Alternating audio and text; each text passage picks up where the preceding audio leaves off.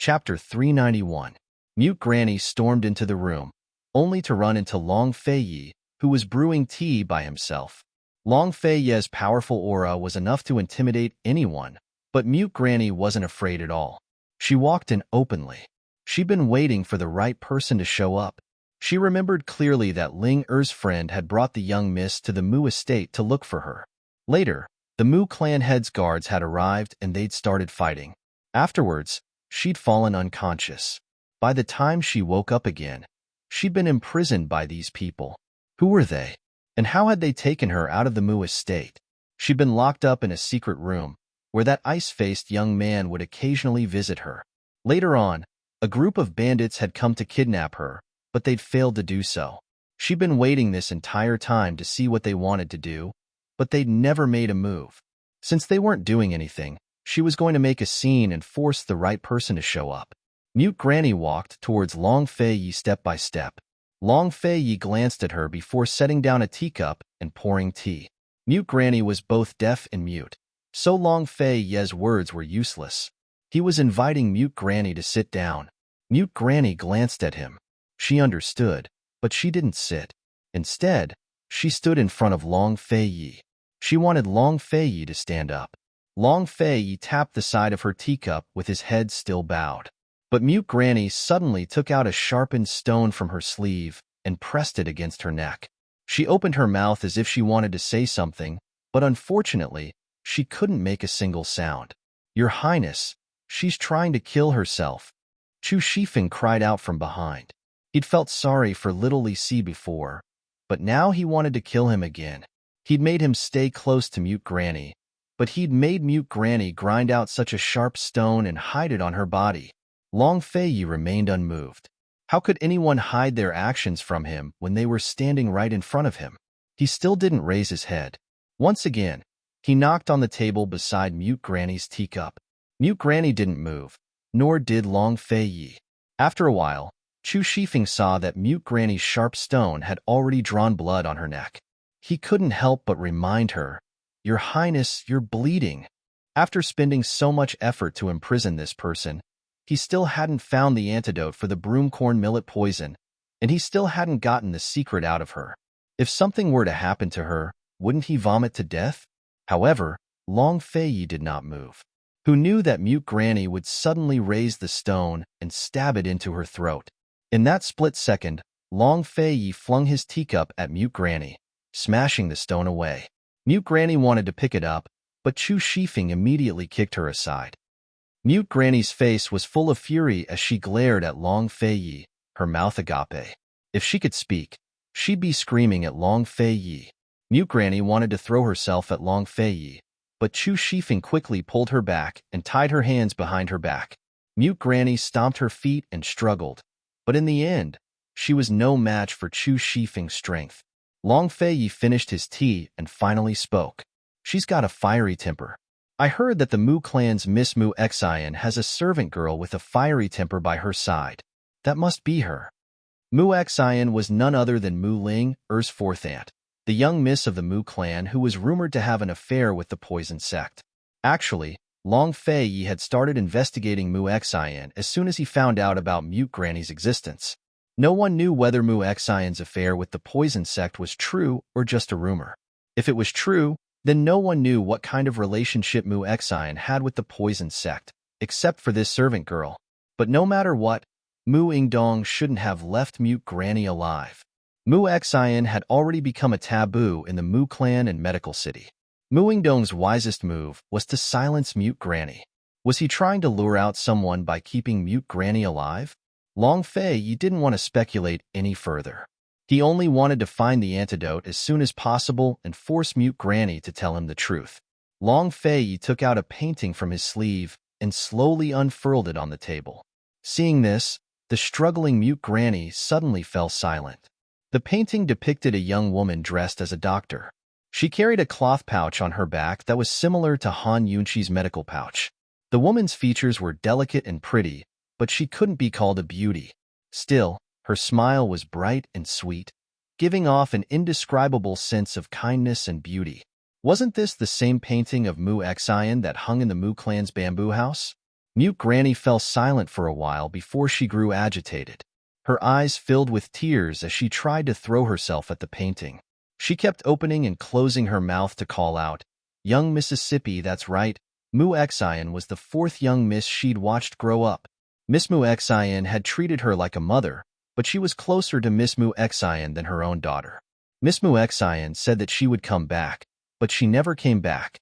Mute Granny had been guarding this painting all this time for over 20 years. In the midst of her emotions, Mute Granny immediately went on guard and glared at Long Fei Yi.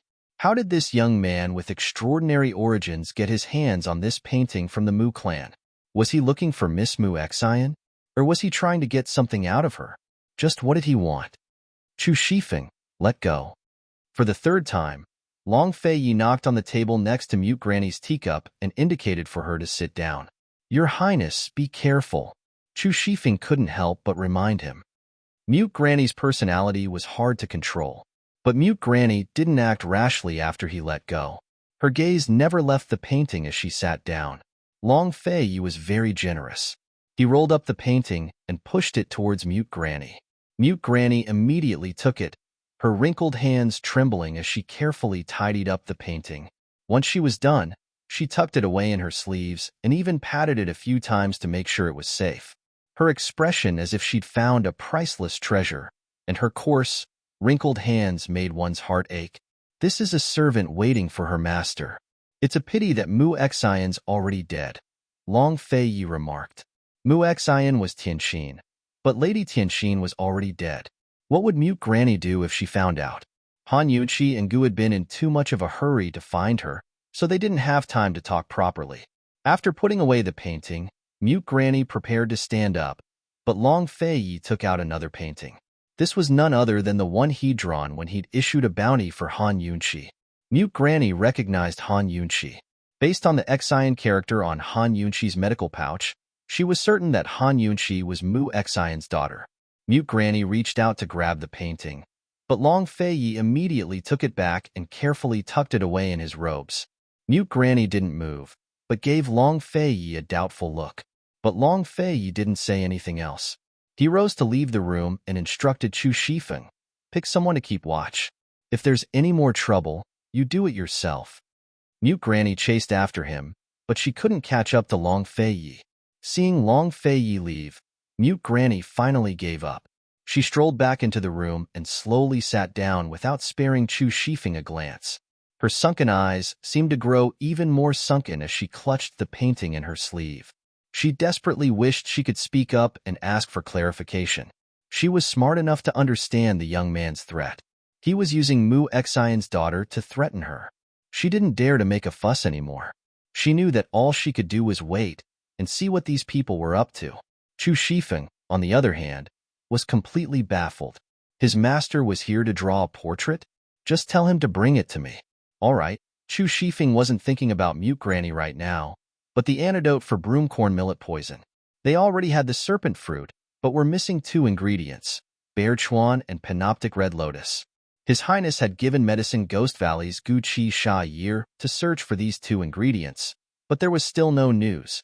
Chu Shifeng only hoped that Gu Qi Sha would find the bear chuan and panoptic red lotus as soon as possible. The sooner he did, the sooner his guards would be free.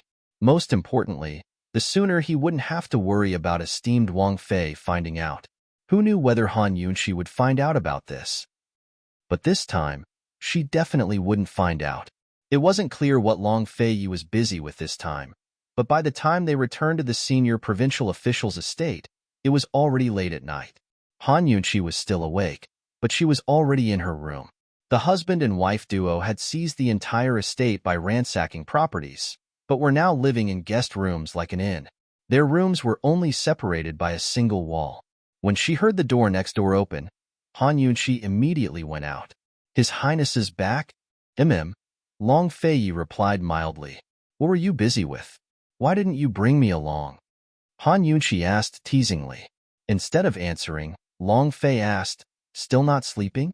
Han Yunqi was used to this by now. In any case, she was just asking casually without actually investigating his whereabouts. She'd been waiting for the right time to find Long Fei Yi and have a chat. Your Highness, that gentleman from the Shadow Clan came by, Han Yunshi murmured. She'd thought it over for an entire afternoon before deciding to tell Long Feiyi the truth. After all, it had to do with her birth origins. Actually, Han Yunshi wasn't so keen on finding out her origins. After all, she was from the future and not the real young Miss Han. She had her own selfish motives for wanting to find out her origins. She even hoped that she was the orphan of the Western Qin Imperial clan. If that was the case, then she might be able to help Long Feiyi even more. Compared to her origins, Han Yunshi was more interested in the truth behind Lady Tianxin's difficult labor. Was it an accident? Or did someone deliberately hurt her? Lady Tianxin was a doctor worthy of respect. She was also the great mother who'd given her this body. She had to find out the truth. If it wasn't an accident back then who was the culprit? What was their motive? That masked man in white? Long Feiyi was very surprised. He came for a while in the afternoon. Han Yunshi replied honestly. What did he say? Long Feiyi was clearly anxious. He denied it. He said that he came for the little thing. He even said that the little thing had recognized him as its master, so he couldn't take it away. Han Yunshi was always so honest in front of Long Feiyi. Anything else? Long Feiyi asked again. Han Yunshi shrank back and asked pitifully, Your Highness, can we talk inside? To the readers, to watch Little Poison Consort's exclusive mini-theater, please add us on WeChat at Gmomo 2015. There are already 3 mini-theaters. Chapter 392. The winter night was cold and bone-chilling. When Han Yunshi shrank back, Long Feiyi realized that she was only wearing undergarments. She didn't even put on a cloak. He looked her up and down, then pulled her into the room and lectured her unhappily. Where are your manners? Han Yunshi had waited for an entire night. As soon as she heard the door open, she rushed over. She was anxious. She didn't explain. It was useless anyway. From the moment she took off her socks in front of him, she knew that this guy really minded this kind of thing. There was a heater in the room, which drove away the cold in an instant. However, Long Feiyi took off his coat and threw it to Han Yunshi. Put it on. Although it was a scolding, it was actually doting. Even if she saw Long Feiyi's cold face, Han Yunshi was still happy. She happily put it on and wrapped it tightly. Her clothes were filled with his unique scent. What else did that person say? Long Feiyi was very concerned about the white-clothed gentleman. I asked him if he was from the Shadow Clan. He said that he would tell me the next time we met. Han Yunshi answered truthfully. So, he will come again? Although Long Feiyi said this, he thought that it was true. The expert who had been hiding in the surroundings these past few days was probably that person from the Shadow Clan. Early on in the Sky Domain black market, when they stayed at the Lin family's grain store, he had sensed the existence of an expert around them. Later on, he didn't sense it on the way to the disaster area. However, after staying in the governor's manor, he often sensed it. He should be, Han Yunshi said, then asked in a low voice, Your Highness, that guy seems to be deliberately avoiding you? Long Feiyi had naturally noticed this long ago. However, he didn't expect Han Yunshi to ask him this. It was just like when they had discussed the Shadow Clan. She had also directly asked him if she was the orphan of Western Qin's imperial family. If there was a day when she learned all of his secrets, would she still be so unguarded and ask him such a naive question? Long Feiyi said indifferently, He saved you before, so I have to thank him. He doesn't need to hide. Why don't I ask him when he comes back next time? Han Yunshi was also at a loss. The white-clothed man was not as cheap as Gu. Not only did he tease her, but he also provoked Long Feiyi and schemed against him time and time again. It was normal for Gu to deliberately avoid Long Feiyi, but there was no need for the white-clothed man to do so. Han Yunshi silently mused that there must be more to this than meets the eye. Han Yunshi thought for a moment, then joked, Your Highness, could it be that you really have a grudge against the Shadow Clan? We don't know each other. What enmity could there be? Long Feiyi asked. Han Yunshi smiled. If Your Highness is an orphan of the East Qin Imperial Clan, then you would have a deep grudge with the Shadow Clan. Thinking about it, this was the only possibility. The Shadow Clan was loyal to the Western Qin Imperial Clan. In the past, the Eastern and Western Qin Imperial clans were exterminated due to internal strife. The two clans had an irreconcilable grudge. The Shadow Clan's grudge against the East Qin Imperial Clan was as deep as the Western Qin Imperial Clan's grudge against the East Qin Imperial Clan. In that instant, a cold light flashed in Long Fei Ye's eyes. It was cold and sharp like a knife. Unfortunately, Han Yunqi did not see it. "Do you think that's possible?" Long Fei Ye asked. Han Yunqi laughed. She was just joking around, that was all. If that was the case, how could Long Fei Yi allow someone with an unknown background to stay by his side? And how could the white-clothed man allow her to stay by Long Fei Ye's side? "Your Highness, is there any news about Mute Granny?" This was what Han Yunqi wanted to ask when she entered the room. It had been more than 3 months. If they still couldn't find her, then the chances were very slim. Long Fei Yi did not hesitate. He calmly said, "I'm afraid that even her bones won't be found." This meant that Mute Granny was dead. Han Yunqi looked deeply at Long Fei Yi. Her originally bright eyes dimmed. After a while, she muttered to herself, "How should I explain this to Mu Ling-er?" Mute Granny was not the only clue. If Mute Granny knew, then the Mu clan's patriarch, Muing Dong, would know as well. It was just that they did not want to reveal too much in front of Muing Dong. Compared to the mystery of her background, Han Yunqi was more worried about Mute Granny. She would never forget the tears that filled Mute Granny's eyes when she found out that she was Mu Xian's daughter. Those deep sunken eyes had long been dead. Because of her arrival, they were rekindled with trust and hope. Mu Ling-er hadn't been wrong in the first place. She was the one who'd brought Mute Granny out. If anything happened to Mute Granny, she had to take responsibility. "Your Highness, then have you found those assassins?" Han Yunqi asked next, her eyes flashing with hatred. If those people hiding in the shadows had the skills, they could come at her directly.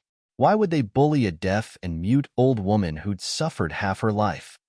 "No." Long Fei Yi was very taciturn. "You haven't found a single clue in 3 months. How is Chu Shifeng doing his job?" Han Yunqi was a little angry. After a long silence, Long Fei Yi ended the conversation. "It's getting late. Go to sleep." "Your Highness, are we just going to let the matter rest?" Han Yunqi's face was full of disbelief. This wasn't Long Fei Yi's style at all. "Your lordship will keep looking, but don't hold out too much hope. Mute Granny isn't the only clue," Long Fei Yi explained. Han Yunqi realized that she'd been too agitated. She wasn't in the mood, so she rose to leave. Long Fei Yi walked her to the door and said, "Han Yunqi, your birth is a matter of the past. It's a matter of the previous generation. You should look forward." "Your Highness, actually, Han Yunqi wanted to explain, but Long Fei Yi pushed her into the room. "It's getting late. Go to sleep." "Then your Highness should rest early too," Han Yunqi intoned. Very soon, the lights in the 2 rooms went out. Unfortunately, it was destined to be a sleepless night. Han Yunqi lay on the bed, tossing and turning restlessly in her bed. Her heart felt uneasy. Her sharp intuition told her that Long Fei Yi was intentionally avoiding certain matters. Was her intuition wrong, or was he really hiding something? She was curious about his secrets, but she'd never forced him to reveal them. But why was he hiding hers? Han Yunqi hoped that she guessed wrong and overthought things. Long Fei Yi wasn't in the room at all. He was sitting on the roof. Ever since he'd moved into the governor's estate, he'd often kept watch like this. Tonight, he hadn't sensed the presence of that expert, so he must have left. There was no need for him to keep watch. However, he continued to sit there. Under the cold moonlight, his figure appeared to be alone, 70% lonely and 30% desolate. The night was deep, and the moon was still. In the alleys around the governor's estate, Aunt Rue, who hadn't been seen in a long time, appeared. "Aunt Rue, that expert has left," the masked man whispered. Those who called Aunt Rue were not just Long Fei Yi and Tang Li, but also many members of the Tang sect. Aunt Rue had become a respectful title, regardless of identity or relationship. Because Tang Zijin's son had run away from the wedding, he'd offended the new bride's faction. Over the past 2 months, he'd been thoroughly vexed and busy as he searched for Tang Li while trying to salvage the marriage. For the time being, he didn't have time to deal with Han Yunqi. Tang Zijin had invited Long Fei Yi and Han Yunqi to Tang Li's wedding as a ploy, but it hadn't succeeded. Tang Zijin had advised Aunt Rue not to act rashly for the time being, lest she angered Long Fei Yi. Unfortunately, Aunt Rue didn't listen. She couldn't tolerate a woman related to the Shadow Clan staying by Long Fei Ye's side. Others didn't know that Long Fei Ye was injured, but she knew very well. Although she didn't know that someone was locked up in the U Pavilion, she could still find out that Long Fei Ye was injured in the U Pavilion. She'd rushed over from the Tang sect as soon as Long Fei Yi and Han Yunqi arrived in South Ning Prefecture. She'd been looking for an opportunity to make a move on Han Yunqi. With Long Fei Yi injured, it would be easy for her to kill Han Yunqi. Unfortunately, she hadn't expected that there would be a white-clothed expert secretly protecting Han Yunqi. Every time she made a move, that white-clothed expert would appear. She couldn't even get half a step closer to Han Yunqi. If she hadn't guessed wrong, that white-clothed expert was from the Shadow Clan. That kind of speed could only be achieved by someone from the Shadow Clan. He left. Aunt Rue muttered to herself. I'm sure he left. This subordinate was just at the back door of the prefectural governor's estate. He wasn't stopped, the black-clothed man reported. Aunt Rue sneered. He really knows how to calculate the timing. The white-clothed expert had left, but Long Fei Ye's injuries had already healed. How could Aunt Rue still have a chance to make a move? Did Long Fei Yi know of the white-clothed expert's existence? What about Han Yunqi? Was there any connection between her and this white-clothed expert? Aunt Rue, what's wrong with His Highness? If that person really was from the Shadow Clan, then doesn't that mean esteemed Wang Fei is? Before the black-clothed man could finish, Aunt Rue suddenly turned around and grabbed his neck. Who told you that person was from the Shadow Clan? His speed. The black-clothed man wanted to explain, but quickly realized that he knew too much. Aunt Rue, this subordinate wouldn't. Before he could finish speaking, he had already lost the ability to speak forever. Aunt Rue slowly wiped away the blood on her hands, her eyes dark. The more people who knew about the Shadow Clan, the worse it'd be for Fei. Her heart was filled with resentment, but she had no choice but to help hide the truth. Now that Long Fei Yi had recovered, Aunt Rue had no choice but to resentfully return to the Tang clan. There were so many disaster victims that transporting grain wasn't something that could be done in a few days. The prefectural governor's estate and various yamen offices didn't have enough manpower, so Long Fei Yi transferred some of the carriage drivers and guards to the villages below to help out. As for him and Han Yunqi, they still had one more important task, and that was to continue searching for grain. Last night's unpleasantness seemed to have passed with it. Today, Han Yunqi was still in high spirits. Although this woman was often a little gloomy, she was still a positive, and radiant girl. It wasn't clear how she'd convinced herself, but she was full of energy as soon as she woke up at noon. She earnestly discussed the matter of finding grain with Long Fei Yi and even made suggestions that surprised Long Fei Yi. Long Fei listened with keen interest as he nodded his head. It was as if nothing had happened last night. The two of them had just finished their discussion when Emperor Tianhui's imperial edict arrived. Long Fei Yi and Han Yunqi were both very clear that Emperor Tianhui wouldn't let them off easily after sending them to the disaster areas. What kind of imperial edict was this? Chapter 393. Since Emperor Tianhui had sent an imperial edict at this time, rewards were necessary. The edict praised the Duke of Qin and Qin Wangfei for their meritorious service in the disaster areas, as well as tracking down corrupt officials and eliminating evils for the people. But the most important part was yet to come. After that, Emperor Tianhui ordered the Duke of Qin to continue taking care of the disaster areas and ensure that the victims survive the winter. The edict clearly stated that the Duke of Qin could return to the capital only after farming had resumed in the 3 disaster areas. Since Long Fei Yi and Han Yunqi were sent to the disaster areas, how could Emperor Tianhui let them go so easily? Resume farming.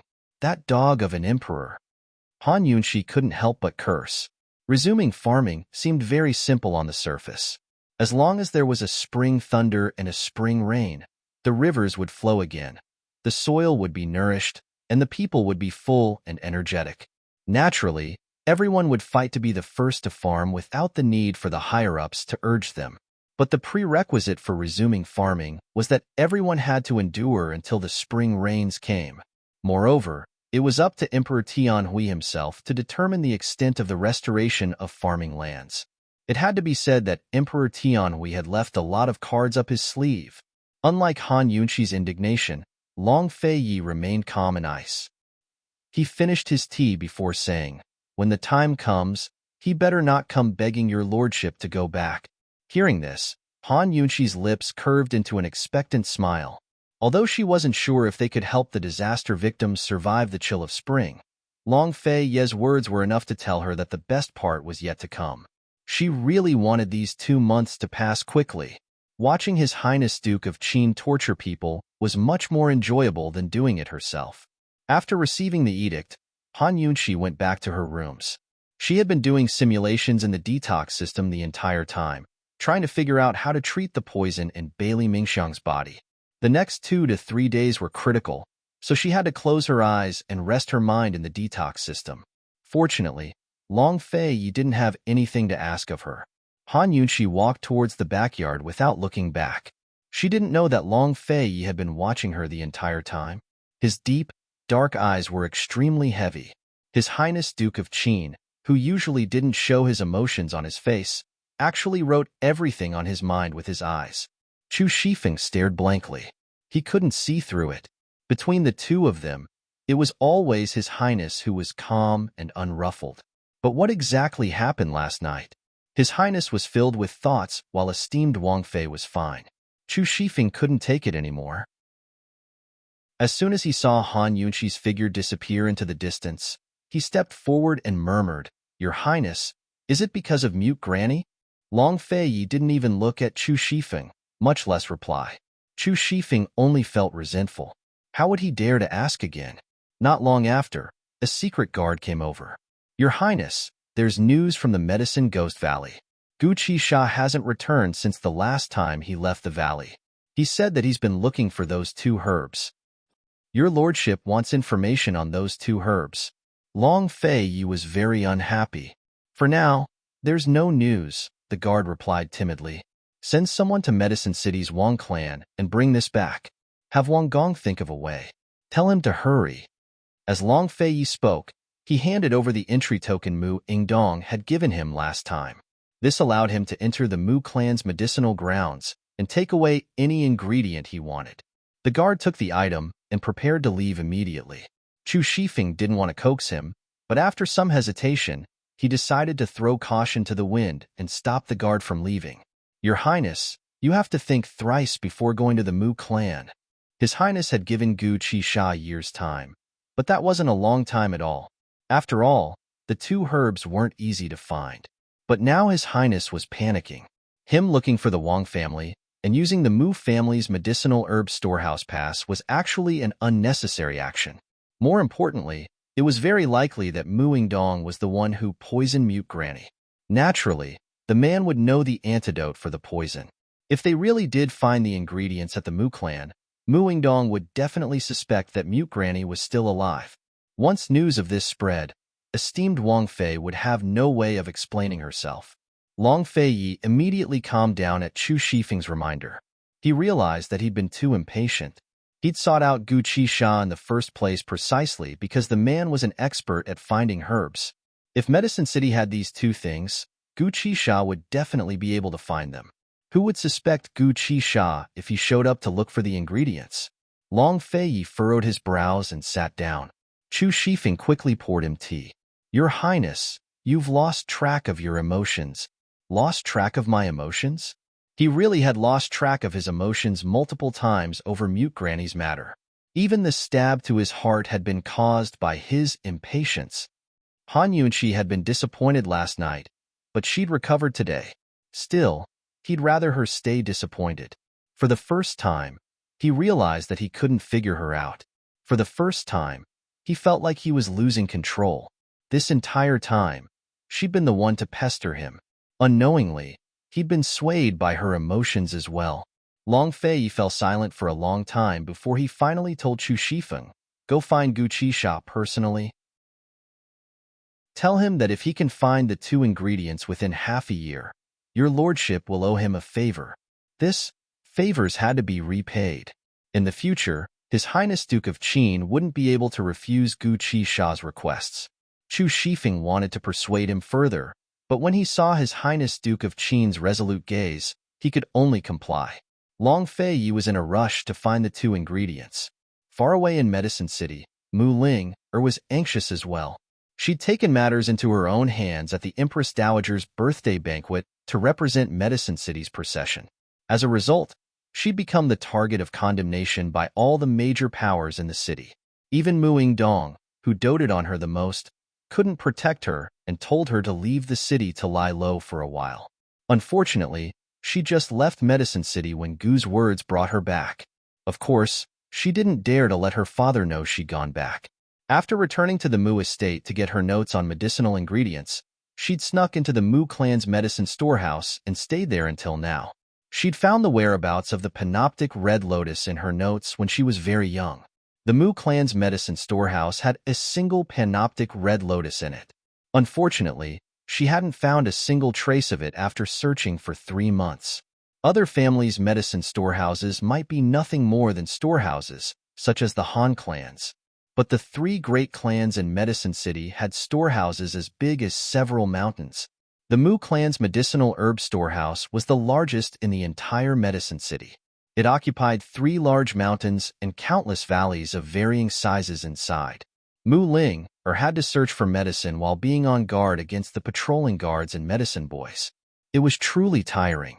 She'd start looking for medicine at daybreak and find a tree to lean against when it got dark. For the past 3 months, she'd only eaten dry rations and couldn't even drink a mouthful of hot soup in the middle of winter. She was afraid that she'd be discovered if she started a fire. She was already thin to begin with, but now she'd lost a lot of weight and looked haggard. Today, as usual, she set out at daybreak. Who knew that the sky would suddenly be filled with dark clouds in the afternoon? Fuck. She let out a sigh of relief and pouted her little mouth very high. Just as he finished scolding, bean-sized raindrops began to fall. The rain in winter was freezing rain. Mu Ling looked around. The only shelter she could find was the withered tree she'd slept under last night. There were caves and forests nearby, but those places were guarded by medicine boys and guards. It would be easy to be discovered. The bean-sized raindrops fell faster and faster. Soon, it became a curtain of rain.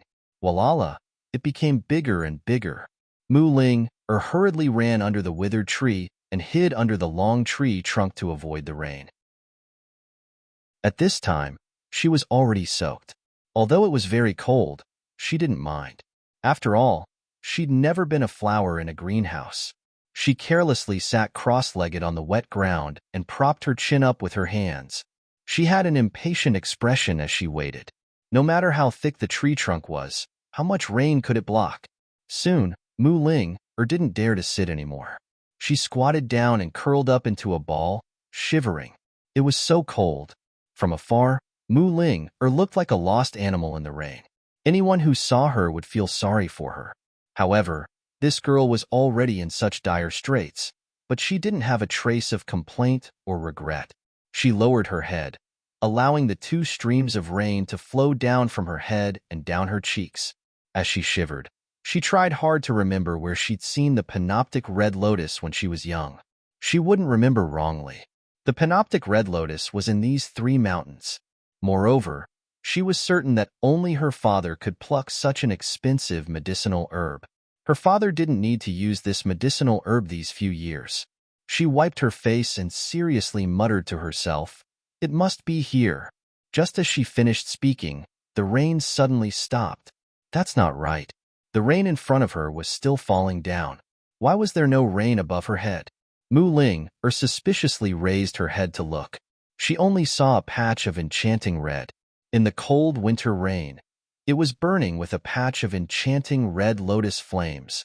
In this patch of enchanting red fire, that man's charming eyes were like silk and his dimples were like flowers. At this moment, Mu Ling's entire world was clear after the rain and flowers bloomed like brocade. "Chi brother." She stood up in pleasant surprise and threw herself at Gu Qixiao. Gu was squatting on the horizontal branch of a tree. He stroked his eyebrows with one hand and held a large red umbrella with the other. He allowed Mu Ling to throw herself at him. The smile on his face didn't change at all. However, This girl who was stronger than weeds suddenly burst into tears the moment she threw herself into his warm embrace. Boo-hoo. Chi brother. Boo-hoo. What's wrong? Gu asked gently. Boo-hoo. I boo-hoo. Mu Ling was still crying. She was no longer as strong as before. She cried miserably and couldn't even speak. She looked like a pitiful little girl.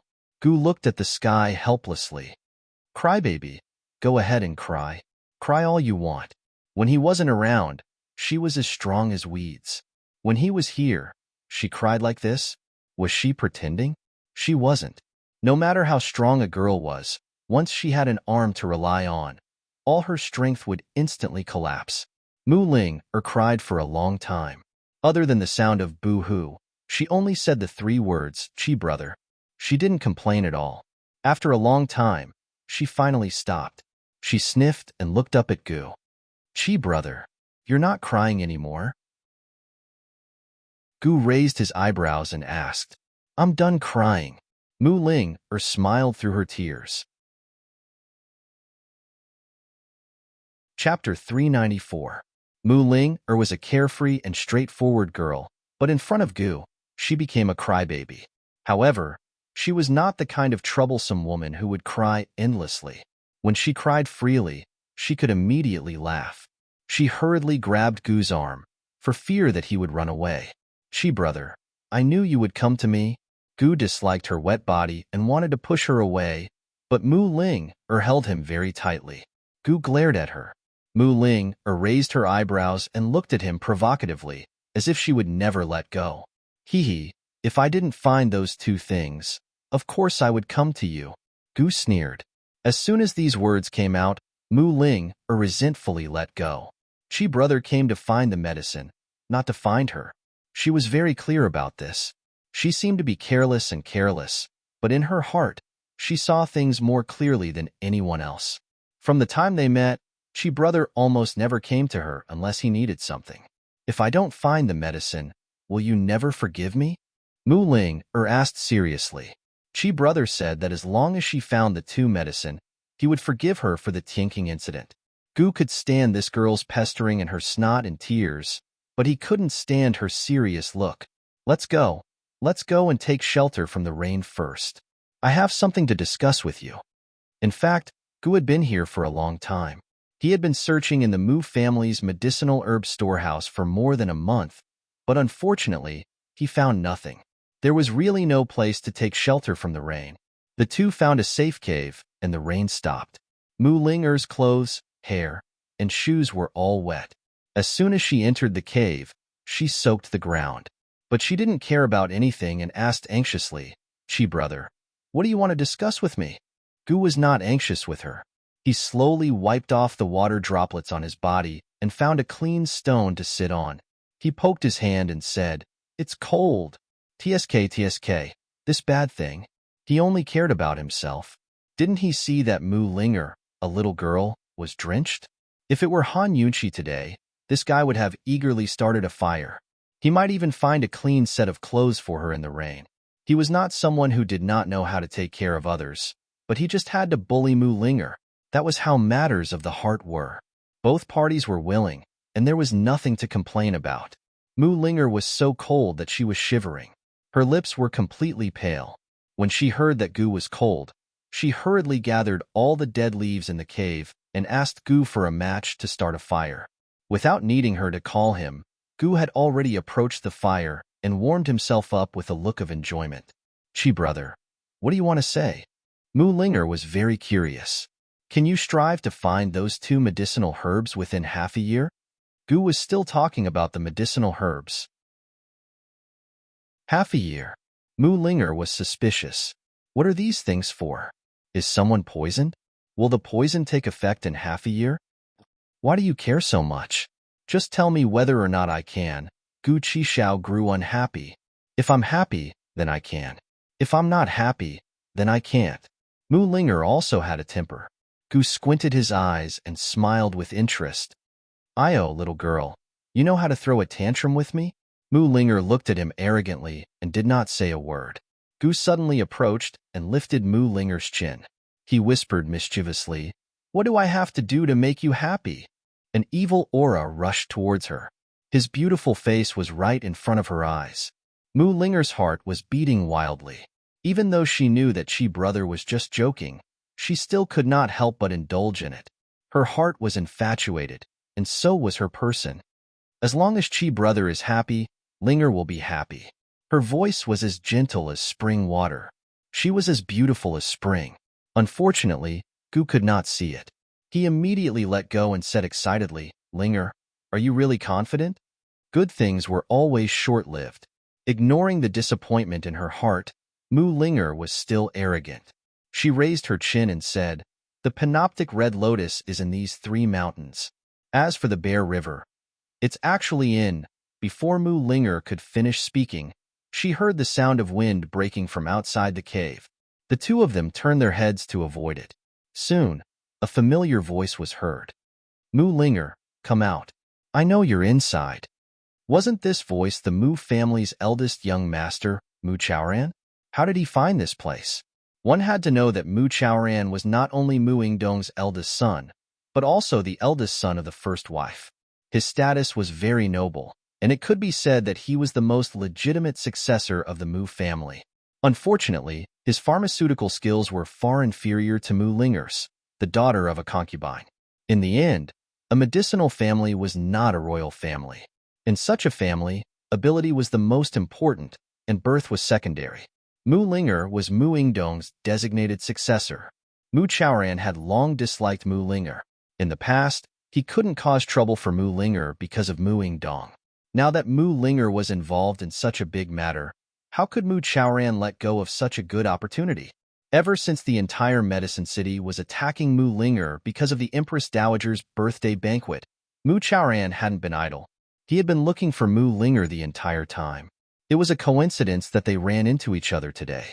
Mu Linger was sick and tired of her brothers and sisters, especially this eldest brother of hers. In the past, she would have treated any provocation as a dog barking. But now that she had a case, it would be troublesome if Mu Chaoran exposed her whereabouts.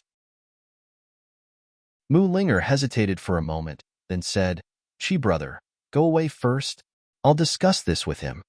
As she spoke, the person outside impatiently shouted, Mu Linger, if you don't come out, I'll go tell Mother right away. If he told Father, he would probably cover up for this brat again. But if he told Mother, Mother would definitely make a big deal out of it. Even Father wouldn't be able to handle it. Gu didn't say a word and hid behind a large rock. Mu Chaoran was still talking nonsense here, which meant that he wouldn't really tell the Mu clan's matriarch. He must have something to ask of Mu Linger. Seeing that Gu had hidden himself, Mu Linger walked out confidently. She stopped at the cave entrance and saw Mu Chaoran standing alone outside. If you have something to say, then say it. Mu Linger said cold. A wild child without a mother. This is the kind of upbringing you have. Mu Chaoran spat. Mu Linger narrowed her eyes. What do you want? I want your 30 medicinal notes, not a single one less. Otherwise, Mu Chaoran was very direct. Mu Linger sucked in a breath of cold air. You're robbing me. The medicinal notes were Mu Linger's treasure. It was the essence of what she had learned since she was young. There were also many of her secret recipes recorded inside. This thing was priceless, let alone 30 of them. You're just going to treat it as being robbed? Mu Chaoran shrugged, looking like he had no other choice. What if I don't give it to you? Mu Linger asked cold. Hee, it's fine if you don't give it to me. Either I go tell Mother now or... Mu Chaoran thought for a moment and smiled. All right, you're still my little sister. I'll give you a chance. Kneel down and admit that your medicinal skills are inferior to mine, and I'll treat it as if I didn't meet you today and didn't see you bringing outsiders into the medicinal herb storage. He was going too far and was taking advantage of the situation. Mu Chaoran was actually here to bully people today. If he told Mother about this matter and let Mother make a big fuss, Father would still be unhappy in the end. Mother and son wouldn't get any benefits. Even if he couldn't do anything to Mu Linger, he could at least humiliate her once and kill her spirit. Mu Linger's hands clenched tightly as her heart violently heaved up and down. She had always been giving in and hiding, but this group of people still couldn't tolerate her. It was said that the heavens were jealous of geniuses, But it should be people who were jealous of geniuses. What if I don't? Mu Linger asked cold again. Who knew that the moment her voice fell, Mu Chaoran shouted, "Someone come, come, you shut up." Mu Linger was anxious. The entire Mu family, except for father, wanted to hand her over to the Medical Herbs Association. At this juncture, she couldn't afford to gamble or make a fuss. She had to find the medicine. What, have you thought it through? Mu Chaoran smiled very cockily. Mu Linger clenched her teeth tightly. She didn't want to agree, but this young master's patience is limited, Mu Chaoran urged. Mu Linger stared at him and almost knelt down. At this time, a red figure suddenly flew out from the cave. Gu's speed was very fast. Before Mu Chaoran could see his appearance, he had already landed behind Mu Chaoran. His well-maintained white and gentle hand suddenly grabbed Mu Chaoran's neck. Don't kill him. Mu Linger was anxious. There were many cases of brothers killing each other in the Mu family, but she didn't want her hands to be stained with this kind of blood. Otherwise, she would have already asked Chi Brother to silence Mu Chaoran and save herself a lot of trouble. Gu's lips curled into a sneer. He ignored Mu Linger's obstruction and slowly pierced his fingernails into Mu Chaoran's neck. No, I didn't see anything. Mu Chaoran was frightened. But soon, he couldn't make a sound.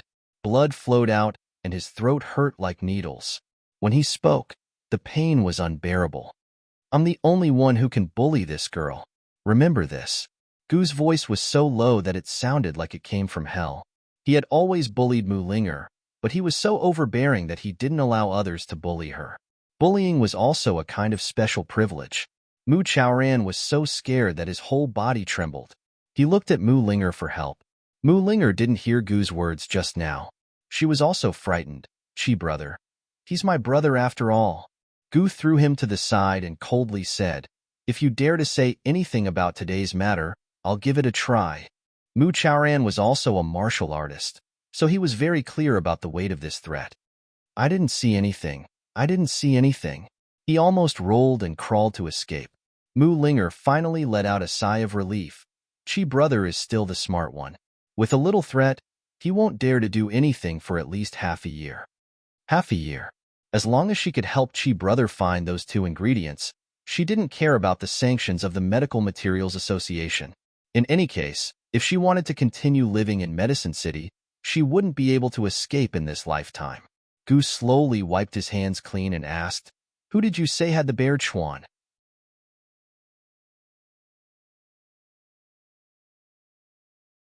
She could spend time with Chi Brother for a long time now. In any case, she'd have plenty of time to ask him questions in the future. Aside from the places they'd already searched, there was still more than half of the Mu clan's medicine storehouse that they hadn't searched yet. The two of them discussed their routes and split up before meeting up at night. Their search ended up taking them over 2 months. 2 months later, it was already the end of the year. There wasn't much grain left in Tianning's disaster regions. Plenty of grain had been donated over the past 2 months, but it was still like trying to put out a burning cart with a cup of water. Thanks to Emperor Tianhui's incitement, all of Tianning from top to bottom began to pay attention to the disaster areas after the new year. However, His Highness Duke of Qin, who was in charge of the disaster relief efforts, was no longer in the region. Your Majesty, the spies in South Ning Prefecture sent news that His Highness Duke of Qin has left the prefecture. Eunuch Luo reported. Where to?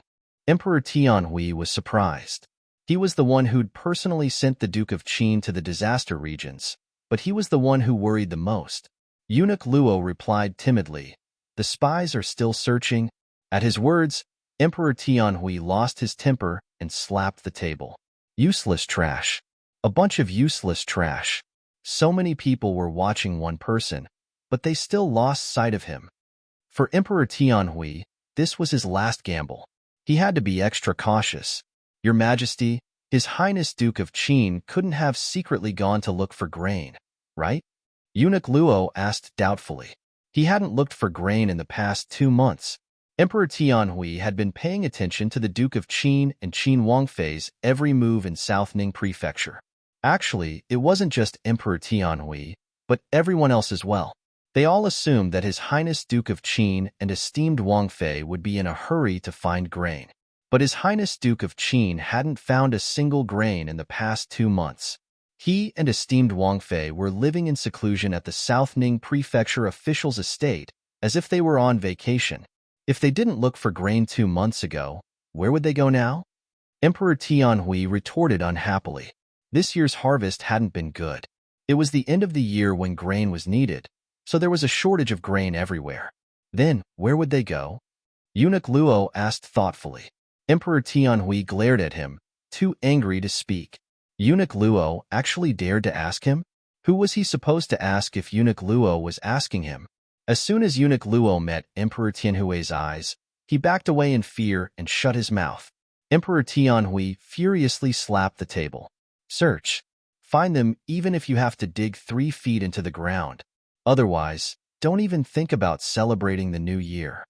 Scared to death, Eunuch Luo hastily went to announce the decree. Just where were Long Fei Yi and Han Yunqi? Emperor Tianhui was paying close attention, but Long Fei Yi wasn't hiding from him, but the Tang clan. There were only 10 days left until New Year's Eve. Long Fei Yi received news ahead of time from the Tang clan that Tang Zijin had already taken care of Tang Li's escape from his marriage. He was going to personally visit the South Ning Prefecture official's estate to invite him and Han Yunqi to the Tang clan for New Year's. South Ning Prefecture wasn't far from the Tang clan. Long Fei Yi left with Han Yunqi the very next night after receiving the news. It was easy for him to find an excuse for not going, but he was too lazy to find one. Your Highness, just where are we going? Han Yunqi was still in a daze. She had no idea what was going on. New Year's Eve, Long Fei Yi said simply. Back to the capital? We won't make it in time either? Han Yunqi was alarmed. According to the rules of Tianning's imperial clan, even the princes, dukes, and Jun Wang who had been sent out had to return to the capital, to say nothing of Long Fei Yi, the noblest of all dukes. But Emperor Tianhui couldn't send them to the disaster areas so easily. How could he let them go back so easily? There were only 10 days left until New Year's Eve, so they wouldn't be able to make it back in time. Long Fei Yi was about to say something when he stopped himself. Sleep, then. You'll know when we get there. Over the past 2 months, he'd been searching for the whereabouts of the 7 noble families' descendants while Han Yunqi was immersed in the detox dimension, trying to figure out the antidote for Bailey Mingxiang's poisons. The two of them didn't put the matter of finding grain to heart. To outsiders, it looked like they were on vacation, but they knew better than anyone else how busy they were. Han Yunqi wasn't in the best of spirits because she was immersed in the detox dimension. Moreover, the days were getting colder and colder, making her more and more sleepy. Is your Highness planning to give Qinxie a surprise? Han Yunqi asked with interest. A surprise for her? Did that count? Long Fei Yi had never understood how to curry favor with a woman, much less give her a surprise. Perhaps this was it. You'll know when we get there, he said the same thing. Then Qinxie will. Look forward to it. Han Yunqi stole a glance at him, just as Long Fei Yi's gaze drifted over as well. When he saw her looking at him, he immediately averted his gaze. Han Yunqi was still wrapped in a white fox fur coat as she curled up on one side, her eyes closed. She should have gone back into the detox dimension, but Long Fei Yi's tantalizing words made it impossible for her to concentrate. In this world, only the man by her side could do such a thing. A few words were enough to stir up the waters of her heart, making it impossible for her to calm down. New Year's Eve was a major event. Family matters were meant to be celebrated with family. It was impossible for her to return to the capital. Was this fellow going to take her to see his family? To the Tang clan? He had said that his parents were from the Tang clan. Although Han Yunqi didn't like seeing Aunt Ru's despicable face, she would still be very happy if she could go back to the Tang clan with Long Fei Yi for New Year's Eve. After all, it was as grand as going back with him to see his parents. This meant that he had completely brought her into his world. Although he didn't say anything, she didn't ask. However, in the end, she still hoped that he would tell her more of his secrets. He said that one's background was a matter of the past, a matter of the previous generation, and that one should look forward to the future. But if one didn't understand a person's past, how could one understand him, love him, dote on him, protect him? Bailey Mingxiang had started cultivating beauty's blood at such a young age. What about him? At what age did he have the ambition to conquer the world? Was it tiring? Long Feiyi, my past belonged to Han Yunqi, whose soul had died. I don't care about it.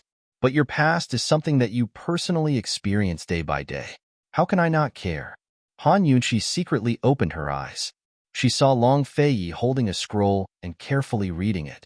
He was dressed in a snow-white robe with a luxurious fox fur robe draped over it. The white was spotless and elegant, while the purple was noble and extraordinary. He didn't look like an ordinary person.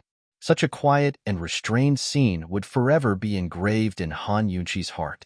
Long Feiyi, I look forward to getting closer to you. Even closer. I will definitely finish walking 100 steps. The carriage took a hidden path and didn't travel fast. When they arrived at their destination, there were only 2 days left until New Year's Eve. She didn't know how he developed this habit, but when they were in the same carriage, he would always get off first and then personally help her down. This time, she closed her eyes and felt the door sill to get out. She almost fell. Seeing this, he hurriedly supported her. What are you doing? Is it a surprise? Han Yunqi asked with a smile. She had always remembered it, but he had forgotten. Han Yunqi waited. She wanted to see how he would answer this time. Unfortunately, she waited and waited. But Long Feiyi didn't say anything for a long time. Han Yunqi's good mood was inevitably dampened after waiting for a long time. All right, she had done something unnecessary. This guy was as cold as an iceberg. He didn't even know how to joke. How could he be in the mood for this? If he didn't answer, she might as well answer it herself. Hee, you'll know when you open your eyes. Han Yunqi was about to open her eyes when Long Feiyi suddenly reached out and covered her eyes. Wait.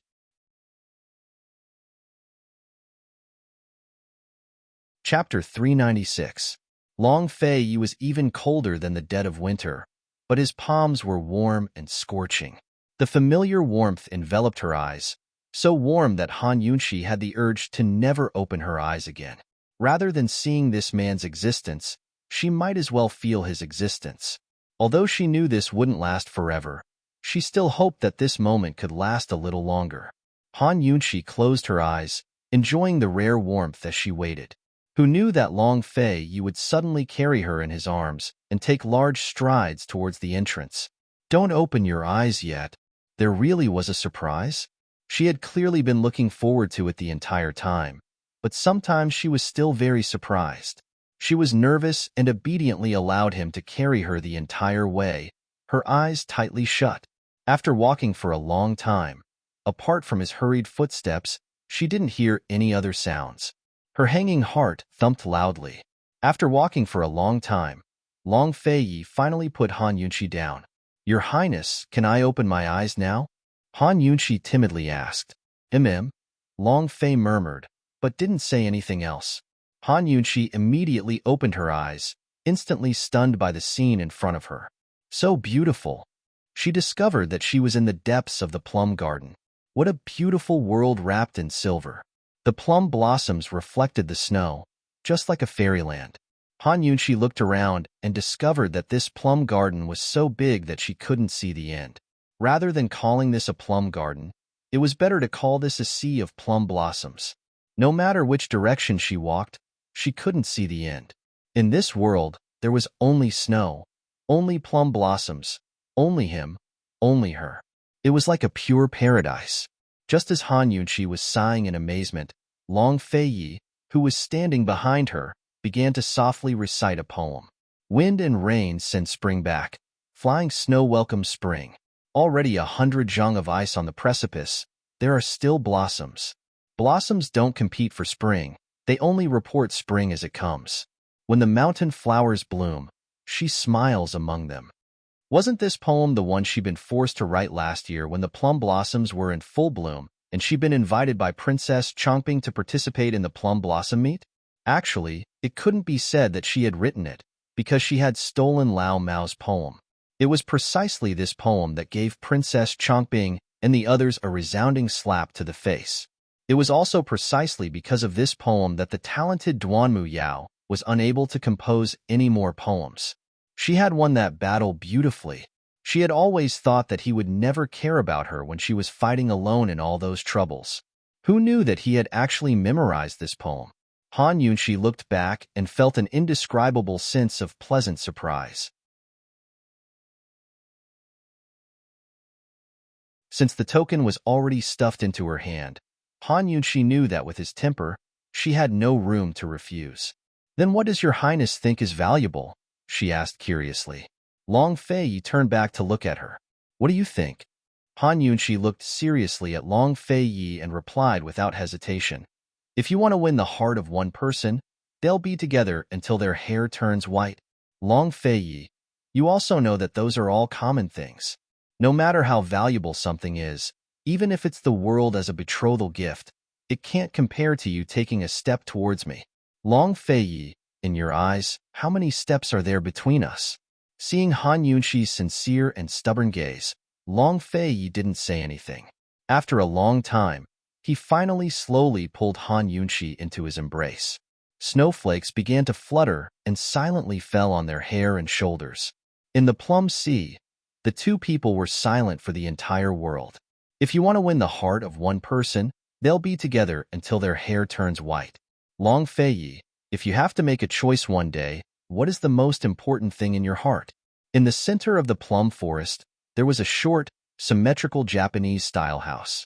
In the middle was a tea room, on the left and right were side rooms, and in the back was a natural hot bath. Long Fei and Han Yunshi stayed here until night fell.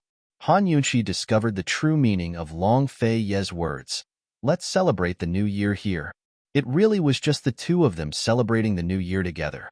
Not a single person from the Tang sect was seen. This seemed even better. On New Year's Eve, good wine and delicacies were prepared. Long Fei and Han Yunshi sat across from each other and drank.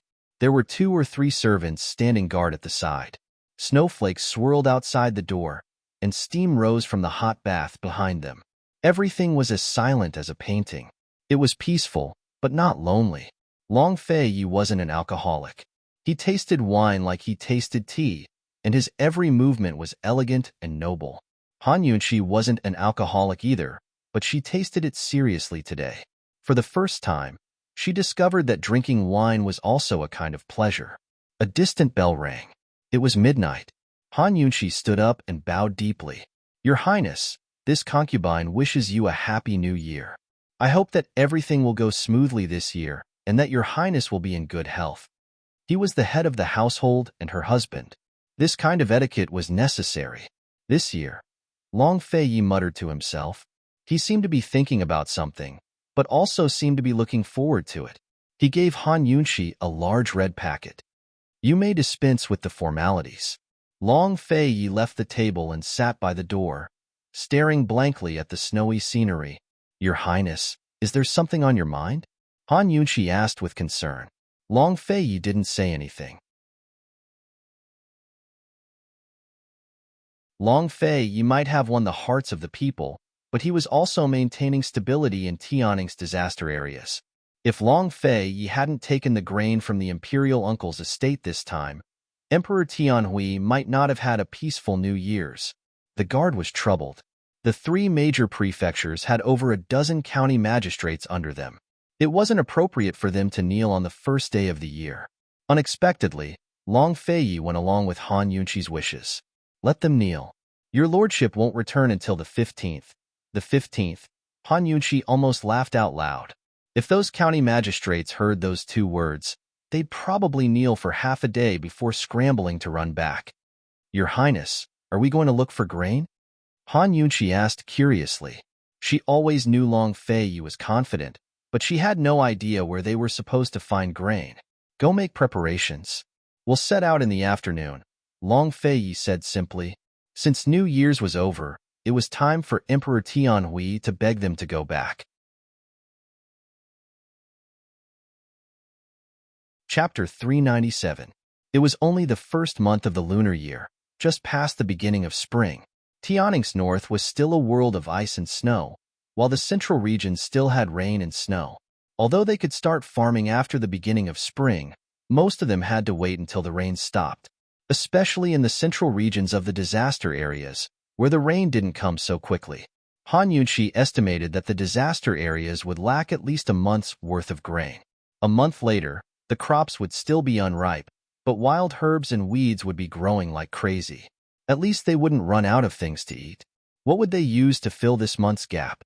Everyone in Tianning was watching and waiting for the results.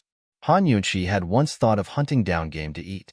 Far away in the northern regions of northernly country, the hunters would hoard plenty of game every winter. Unfortunately, such things had to be prepared beforehand. It was impossible to find any game in the mountains in the middle of winter. As the carriage sped along, Han Yunqi was puzzled as to where they were headed. But she didn't ask this time, only guessing. Who knew that Long Fei would actually bring her to a harbor? Han Yunqi alighted from the carriage and saw a luxurious warship. A familiar figure was hurrying down from the deck. It was none other than General Bailey. "Your Highness, we're going out to sea to catch fish. Will we have enough time?" Han Yunqi admired Long Fei for thinking of going out to sea to catch fish. But would they have enough time to go out to sea now? Leaving aside the fact that the winter fishing season had already passed, it'd take them at least 3 months to make a round trip. If they returned in 3 months, they'd probably be cursed by the common people and severely punished by Emperor Tianhui. While they were talking, General Bailey and Bailey Mingxiang both arrived. "Greetings to your Highness, greetings to esteemed Wang Fei." General Bailey was extremely respectful. General Bailey stood up and said with a smile, "I'm afraid that esteemed Wang Fei has never heard of Fishery Island, right?" Fishery Island, right? Han Yunqi really hadn't heard of it. Esteemed Wang Fei, Fishery Island is located in the East Sea. There is a huge lake on the island called the Illusory Sea Lake. The bottom of the lake is connected to the sea. Every spring, a large number of fish will gather in the lake. As long as you find the right place to break the ice and cast the net, you will definitely have a good harvest, General Bailey explained. With that said, Han Yunqi instantly understood. So it was the winter hunt. Although she had never seen it before, she had heard of it. If one was lucky and chose the right location, catching hundreds of thousands of caddies of fish would not be a problem. Moreover, it could be frozen on the spot to ensure freshness. If they could really catch a batch of fish, not only would the disaster victims not go hungry, they would also be able to eat meat. Han Yunqi couldn't help but look forward to Emperor Tianhui's expression when he found out. She looked at Long Fei. "Your Highness is wise." Long Fei held her hand, and under the guidance of General Bailey, they boarded the warship. "Have you found all the fishermen?" Long Fei asked. The Illusory Sea Lake on Fishery Island was vast and boundless. Although there were countless schools of fish at the bottom of the lake, it was impossible to find the right spot to break through the ice. Usually, it was up to the fishermen who went out to sea to find the right spot. Although they often failed, they had a better chance than the average fisherman. "Your Highness, my daughter Mingxiang is a professional and has come to serve you." As soon as General Bailey finished speaking, Bailey Mingxiang hurried out of the cabin. She was draped in thick fox fur robes, but her body was still very weak. She looked like a gust of wind would topple her over. With her head bowed, she strode forward and curtsied. "Bailey Mingxiang greets your Highness Duke of Qin, esteemed Wang Fei." Han Yunqi was very surprised. She never expected to see Bailey Mingxiang here.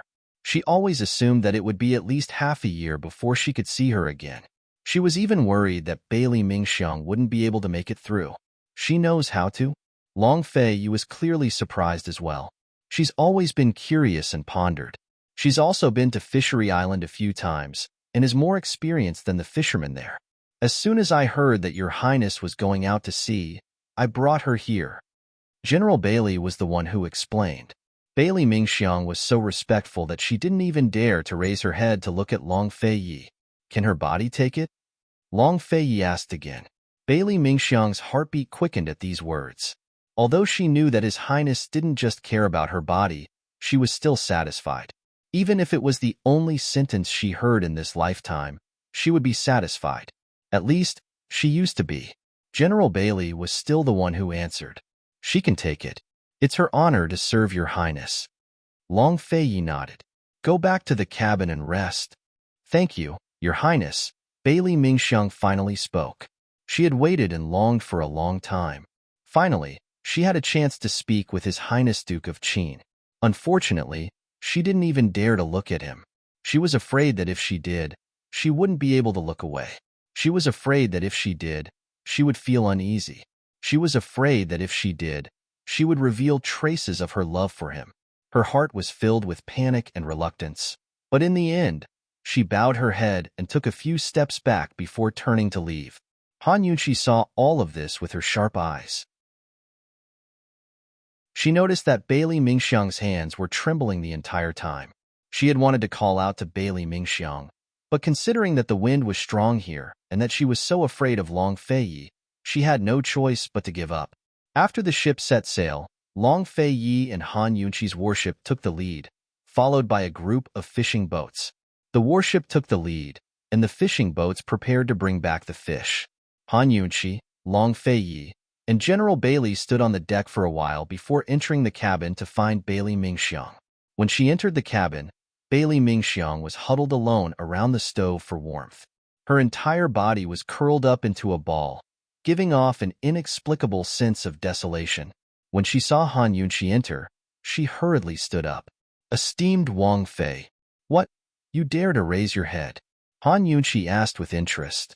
Bailey Mingxiang smiled, but didn't say anything. "Are you afraid of His Highness Duke of Qin?" Han Yunqi was curious.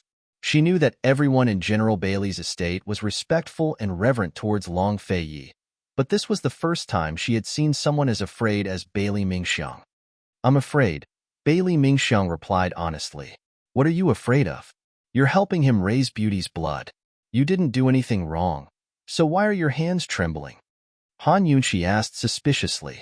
Bailey Mingxiang was originally calm, but after hearing this, she immediately felt guilty.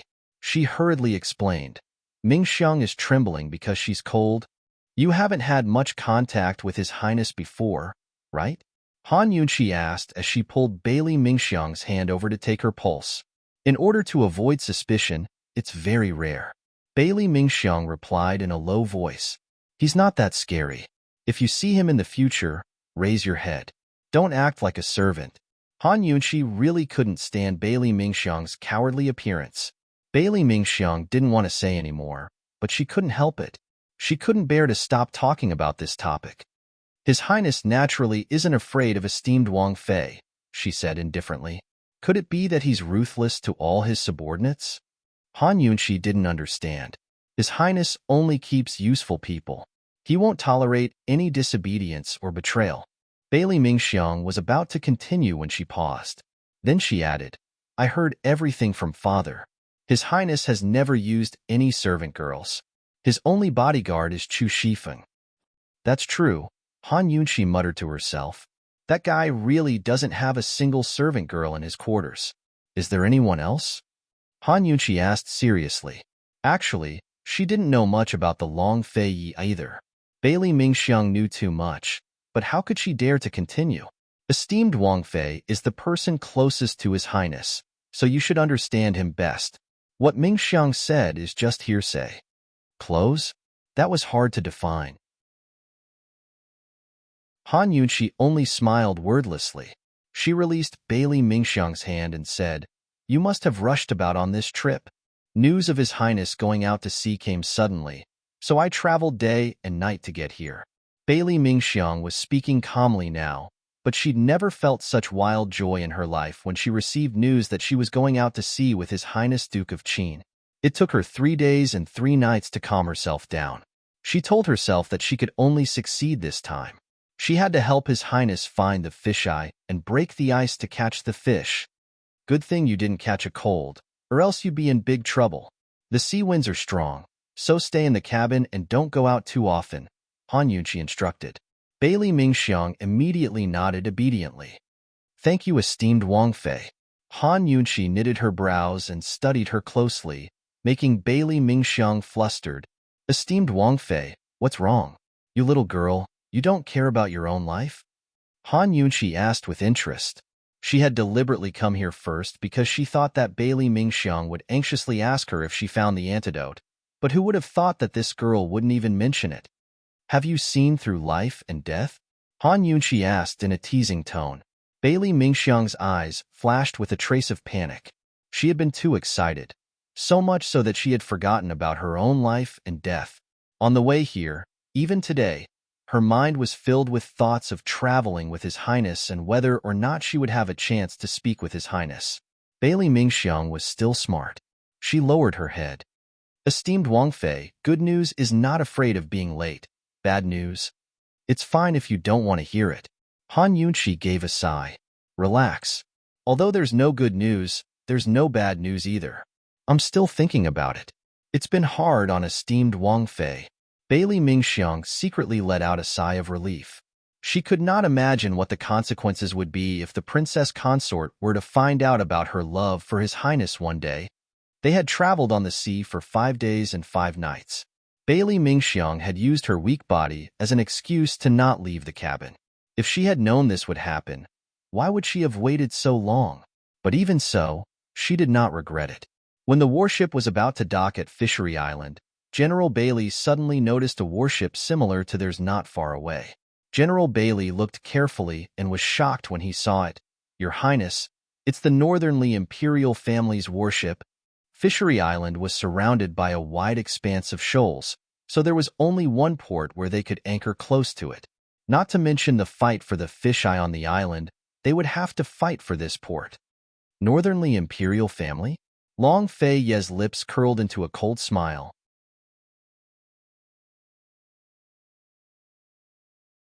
Chapter 398. The fishing season on Fishery Island was long and the new year had just begun. Long Fei Ye's group was already considered early, but they didn't expect Northern Li's imperial clan to show up as well. Northern Li was a nomadic country, so fish wasn't even considered a supplementary food in their diet. What was the imperial clan doing here on New Year's Eve? Who was this member of the imperial clan? There was only one harbor on Fishery Island, located to the west of the island. It was a very small harbor, but judging by the size of the warships on both sides, the first one to pass through would leave the other with no choice but to watch. Currently, Long Fei Ye's warship was southwest of the harbor, while the Northernly Imperial clan's warship was northwest of it. Both sides were roughly the same distance from the harbor. Both sides were still quite far apart and had yet to meet each other. No one knew who the other was, but the scent of smoke and fire had long spread across the surface of the sea. There was only one harbor, so anyone who didn't want their ships to stop outside had to seize it. If they wanted to snatch the port, the only thing they could rely on was speed. However, there were many factors that affected speed on the sea. Long Fei Yi, Han Yunqi, and General Bailey stood at the bow of the ship, staring at the enemy warship in the distance. They were still hoisting their sails. Ships relied on both manpower and the wind to travel on the sea. The sails were used to borrow the wind's power. Generally speaking, a ship would hoist its sails when they set out and fold them when they reached the harbor. They were about to enter the harbor, but the other side was still hoisting their sails. Wasn't it a little too obvious that they were trying to outdo each other? It looks like they're set on competing, Han Yunqi remarked. Your Highness, the wind's picking up. They're sailing with the wind. General Bailey might not have any experience in naval warfare, but he had plenty of experience at sea. For the sake of forming Tianning's navy, he'd once spent 2 to 3 years at sea on a fishing boat. He was quite familiar with the weather and ocean currents at sea. Judging from the current situation, Northern Li's warships were in a favorable position. Pass down my orders to advance at full speed, Long Fei Yi ordered.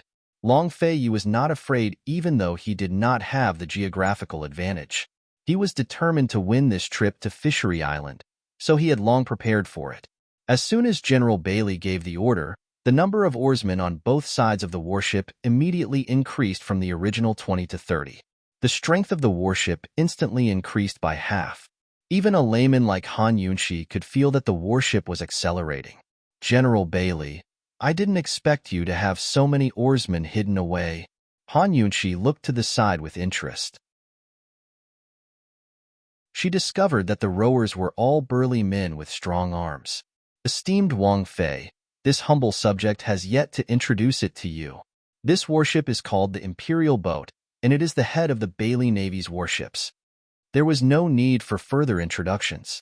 Just the words, head of the warships, were enough to explain everything. Han Yunqi was overjoyed. So domineering. Hee, the rest will depend on your performance. Long Fei Ye's warship did not accelerate, but once it did, it immediately overtook the northerly warship. The master of the northerly warship could not sit still. He quickly walked out of the cabin and looked at the other side. Why are they suddenly so fast? Master, they must be having trouble. They must have sent more oarsmen. That's all. The boatman quickly replied. The master was filled with disdain as he coldly snorted and said, "How can human strength compete with heavenly strength? Overestimating yourself. Come, raise all the sails for this king. Full speed ahead." The boatman immediately moved and quickly raised all the large and small sails. As soon as the sails were raised, the wind became even stronger, whistling through the air. The master walked to the deck with large strides, allowing the wind behind him to mess up his hair and robe. This wind came at the right time. The heavens are helping me. He loudly laughed, looking very wild and arrogant. The wind blew the sails, and with a spurt of energy, it was like the ship was being pushed by a pair of invisible hands. Like an arrow leaving the bow, it headed straight for the harbor. Long Fei Yi and Han Yunxi stood side by side at the bow of the ship. Both husband and wife had their hands behind their backs as they looked coldly at the approaching warship, not saying a word. Come, add 20 oarsmen and increase the speed. General Bailey made a prompt decision.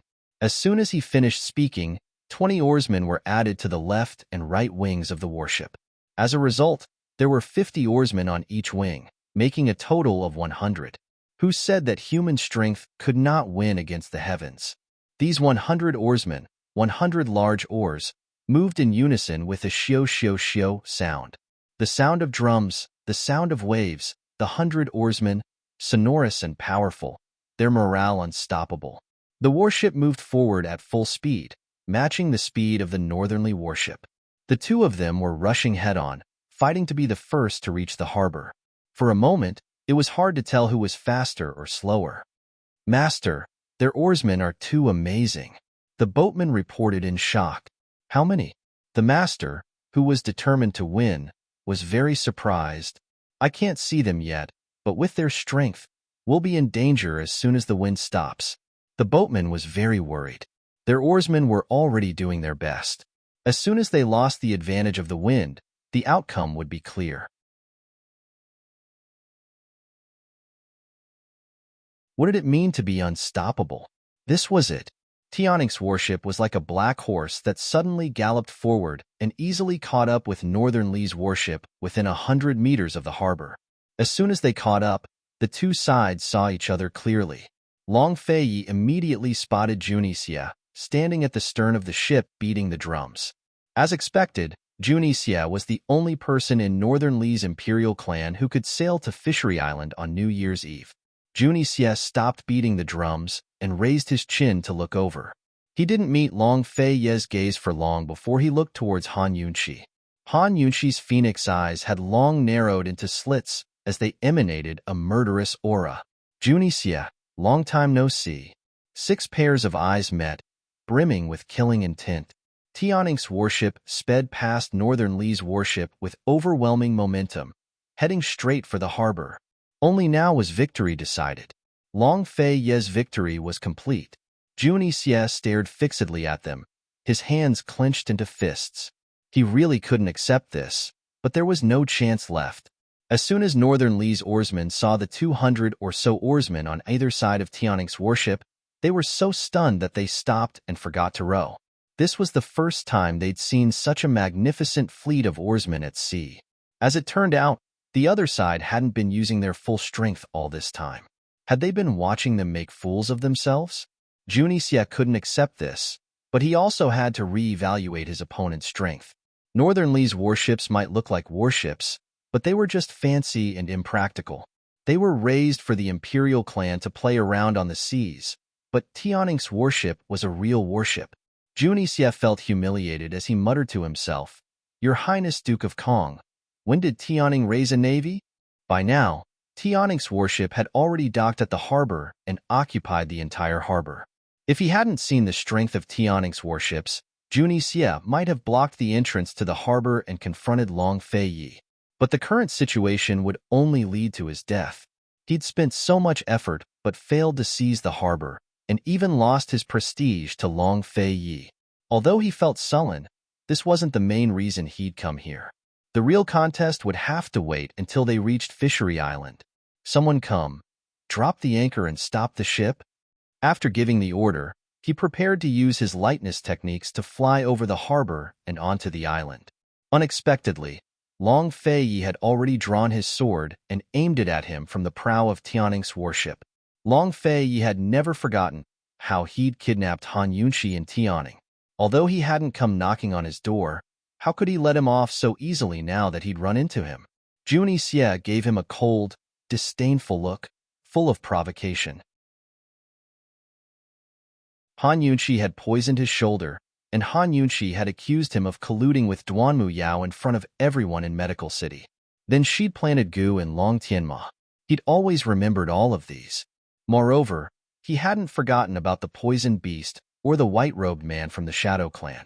Over the past few days, the northernly imperial princes had been nipping at his heels, while Medical City was keeping a close eye on the 100 Poisoned sect.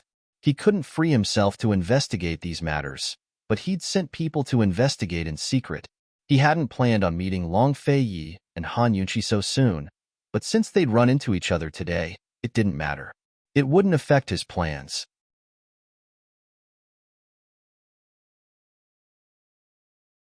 Chapter 399. Long Fei raised his sword and pointed it at Juni Xie. This was the rhythm of a battle. Juni Xie looked on coldly and fearlessly. Was this the rhythm of a battle? These two were the most famous of the 3 kings of Cloud Realm continent, and were equally matched in terms of power. Long before Han Yunxi appeared, they were indeed equally matched in terms of strength. One was highly skilled in martial arts, while the other was highly skilled in poison. The two of them restrained each other and were equally matched. However, Han Yunxi's appearance directly broke this balanced situation. With Han Yunxi's assistance, Long Fei was much less fearful of Juni Xie's poison skills and increased his chances of victory by 30%. In a contest between experts, not to mention 30%, even a 50% chance of victory was very frightening. Thus, Juni Xie had always lost to Long Fei's sword in the past year. If he didn't vent this anger on Han Yunxi, who else could he vent it on? In the confrontation between the two kings, Han Yunxi was the one with the most turbulent emotions. Her gaze was as cold as a blade as she stared fixedly at Juni Xie. She wished she could cut this bastard into 1,000 pieces. Since they were on opposite sides, it was normal for them to fight. Even if it was a fight between a man and a woman, she wouldn't mind. However, Juni Xie's actions were despicable. If the white-clothed gentleman hadn't risked his life to save her that day, she couldn't even imagine the consequences. Originally, she still regarded Juni Xie as a person of importance. But now, she completely looked down on him. She didn't want to bring up such a shameful matter. She also didn't want to cry endlessly and complain to Long Fei for pity. She only knew that once Long Fei made a move, she would definitely assist him with all her strength. Towards a bastard like Juni Xie, there was no need to talk about principles. Long Fei's sword trembled with a clang, and the sword whistled fiercely. Soon, the sword turned into a shadow, and so did the man. After a few illusions in the sky, he went straight for Juni Xie. There was still some distance between the two boats. Han Yunxi wished that she knew martial arts so that she could follow Long Fei. Unfortunately, she did not. However, she was not discouraged. She focused all her attention on Juni Xie. While she was on guard against him using poison, she was also looking for an opportunity to use it. Duke of Qin, long time no see. Won't you chat for a bit? Juni Xie seemed arrogant, but he still avoided the question. You are not qualified to talk to me. In terms of arrogance, who could be as arrogant as Long Fei? He was not foolish enough to chase after the enemy's ship. Instead, he stood in the air above the sea and slashed out with his long sword. His sword chi was like a rainbow, heading straight for Juni Xie. Juni Xie immediately dodged. Long Fei quickly realized that Juni Xie was not prepared to fight. Instead, he kept dodging. There must be a trap here. What? Long time no see. Has Northern Li's Duke of Kong become a coward? Long Fei questioned. Juni Xie's eyes flashed with a hint of unwillingness, but he did not answer. He leaned to the side to avoid the sword and unexpectedly dove into the water. Sure enough, he's a coward. Long Fei snorted disdainfully. His cold eyes watched every movement on the surface of the sea. Unfortunately, Junixia had already dove very deep and could not be seen. Bailey, be on guard. Long Fei shouted. General Bailey naturally understood. When fighting on the sea, the scariest thing was that someone would sneak up on a ship from the bottom of the sea. This was the most difficult to guard against, and also the most fatal. Han Yunxi also closely watched the sea. Although she might not be able to poison such a vast sea, and Junixia also could not do it, she still wanted to be cautious. General Bailey sent divers to protect the warship. Fighting underwater was very restrictive. Even an expert like Junixia might not be able to withstand the divers. Time passed slowly. Junixia did not have any trace of him. It seemed that he had really escaped. However, this was not his style. No matter what Junixia wanted to do, Long Fei did not have the patience to accompany him. The monk could run away, but the temple could not. His sharp gaze swept across the sea before landing on Northern Li's warship. Let's see if Junixia can still come out after I destroy it. But before Long Fei could make his move, a man dressed in embroidered robes walked out from one of the ship's pavilions. He was only in his early 20s, but had a graceful bearing and heroic air about him. He was dressed in white robes trimmed with gold, and his every movement exuded an air of nobility that was impossible to ignore. He looked cultured and refined, but his eyes shone with the shrewdness of a businessman. Your Highness Duke of Qin, it's been a few years since we last met. You're still as elegant as ever. He cupped his hands in greeting. Ouyangning Nuo. Long Fei was surprised. He never expected to run into this fellow on Junixie's ship. Han Yunxi's expression turned complicated at Long Fei's words. Although she didn't recognize the man before her, she had long heard of his name. Ouyangning Nuo was the head of Cloud Realm Trade Consortium. He looked cultured and refined, but was actually a shrewd and treacherous man. He controlled many of Cloud Realm continent's economic lifelines and could directly affect a nation's economy. For example, Medicine City's medicine trade seemed to be controlled by the three great clans, but that wasn't the case at all. If Ouyangning Nuo was unhappy, 2/3 of Medicine City's medicine would go unsold. Rumors had it that Ouyangning Nuo had bribed many members of the medical academy and the three great clans to get a hand in the trade between Medicine City and Medical City. Moreover, the trade between Tianning and Western Zhou at the border wasn't controlled by the Commander-in-Chief's estate. The true controller was this fellow, who had more skills than the Commander-in-Chief's estate to establish relationships between the various tribes. Rumors had it that Ouyangning Nuo had a share of the profits from Cloud Realm Continent's two largest black markets as well. Leaving aside the truth of those rumors, his status as the head of Cloud Realm Trade Consortium was already impressive enough. He was a man that all powers had to give him some respect. Why was he traveling with Junixia?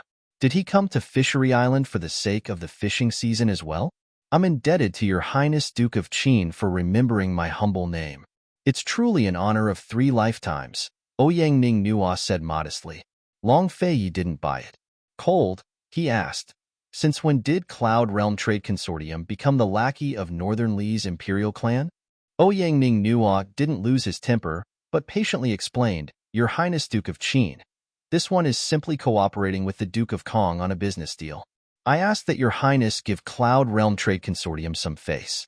If Your Highness has any personal grudges with the Duke of Kong, please settle them later. Long Fei and Ouyangning Nuo had no enmity between them. They even had some private business dealings, so it was hard for Long Fei to refuse the man's request for face. Of course, Long Fei wasn't an idiot. Cold, he asked, What? Has Cloud Realm Trade Consortium set their sights on my Tianning's famine trade as well? He got straight to the point. Most smart people would only see that Ouyangning Nuo and Junixia were working together to fish on Fishery Island, but Long Fei saw through their schemes at a glance. These two people came to fish, one was not in need, and the other was not interested. They must be here for business. Of the 3 nations of Cloud Realm Continent, only Tianning citizens liked to eat fish. Now that they were suffering from famine, Ouyangning Nuo was planning to catch fish and sell them to Tianning's imperial court. Your Highness Duke of Qin, there's freedom to trade. If there's grain to buy, I'm sure Emperor Tianhui and you will be more than happy to spend silver for the sake of the famine victims. Fishing on Fishery Island is free as well. Only the capable can get what they want. Your Highness Duke of Qin wouldn't want to use force to take over the island, would you? If word got out, it'd be a disgrace to your illustrious name. Look, Ouyang Ning Nua's words were so pleasant to hear.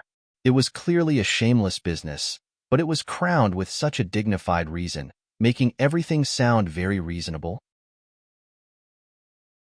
If Long Feiyi refused to budge, wouldn't that mean he was using Junixie's personal grudge as an excuse to take over Fishery Island? Han Yunxi's lips quirked up into a cold smile. Her first impression of this Ouyang Ning Nua was shameless. Although Long Feiyi was staring at Ouyang Ning Nua without replying, Han Yunxi knew that she still had to give him face. After all, the other party was Cloud Realm Trade Consortium. Especially since they were working together with Junixie, it'd be even harder to offend them.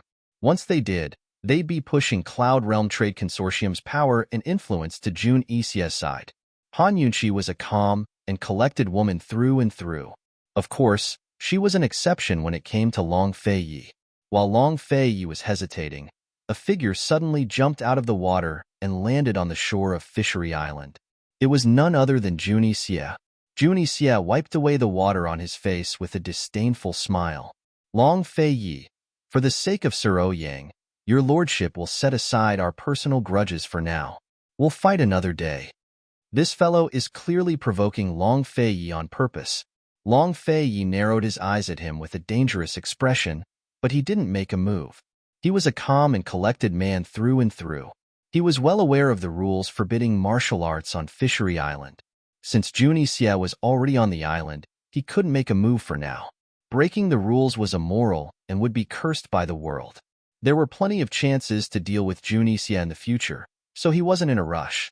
It wouldn't be too late to deal with him after he caught all the fish. Fine, Ouyang Ning Nua. Your lordship will give you face.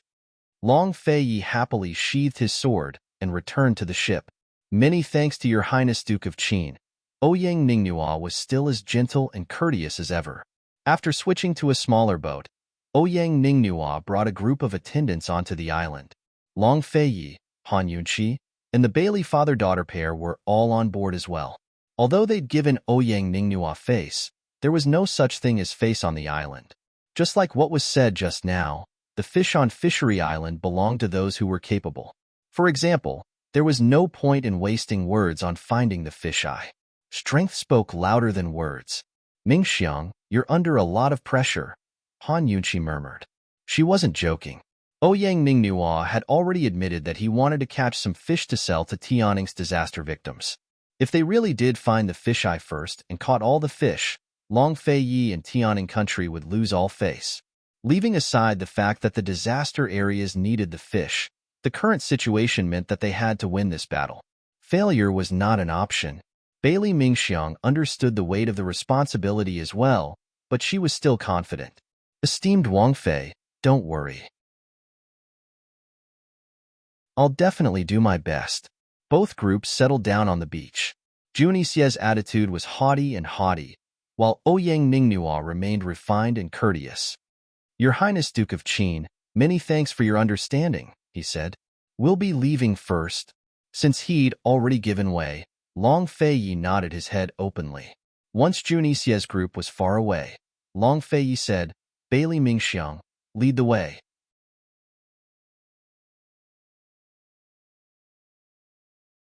Chapter 400. Yuzhou Island was a rather magical place. The entire island was circular in shape, with a circle of woods behind the beach. Behind the woods was the most magical place on Yuzhou Island, the illusory sea lake. Bailey Mingxiang, who was wrapped in a thick fox fur robe, led the way. She had studied the fish eyes in the illusory sea lake and had been here several times. She knew where to find them. Han Yunxi and Long Feiyi walked behind Bailey Mingxiang. Long Feiyi had held Han Yunxi's hand for some reason. It seemed to have become a habit. General Bailey followed behind with a group of fishermen and attendants. The group walked through the beach and into the woods. It's really strange. It's clearly the middle of winter, but the plants here are lush and green. Why is the lake water frozen over? Han Yunqi asked curiously. The island was located in the north, so it was normal for the lake to freeze in winter. However, she didn't expect to see such a lush forest. Han Yunqi found that her geographical knowledge couldn't explain this situation at all. Bailey Mingxiang was about to answer, but Long Feiyi spoke first. This entire island is an abnormal place. Well, this sentence could explain everything that didn't make sense. It's as good as not saying anything. Han Yunqi dared to mutter, but she didn't dare to let Long Feiyi hear her. However, she could accept it after thinking about it carefully. After all, there were many inexplicable contradictions in geography. As they walked, Han Yunqi gathered the collar of her robes together as she felt cold. When they were on the island, they felt that the temperature didn't change except that the wind was a little stronger. However, the closer they got to the center of the island, the lower the temperature was. Long Feiyi sensed Han Yunqi's movement. He asked in a low voice, "Are you cold?" "I'm fine." Han Yunqi's fox fur robe was enough. Her palms were warm. Long Feiyi didn't say anything. He pulled her into his arms. Once she was close to him, Han Yunqi did not feel cold at all. This guy's personality was so cold and aloof, but his body was warm and comfortable. "How cold is this illusory sea lake?" Han Yunqi asked curiously. "The entire lake has been frozen since the second half of the year. The ice is 3 feet thick, and the water that is sprinkled on the surface of the lake will freeze immediately.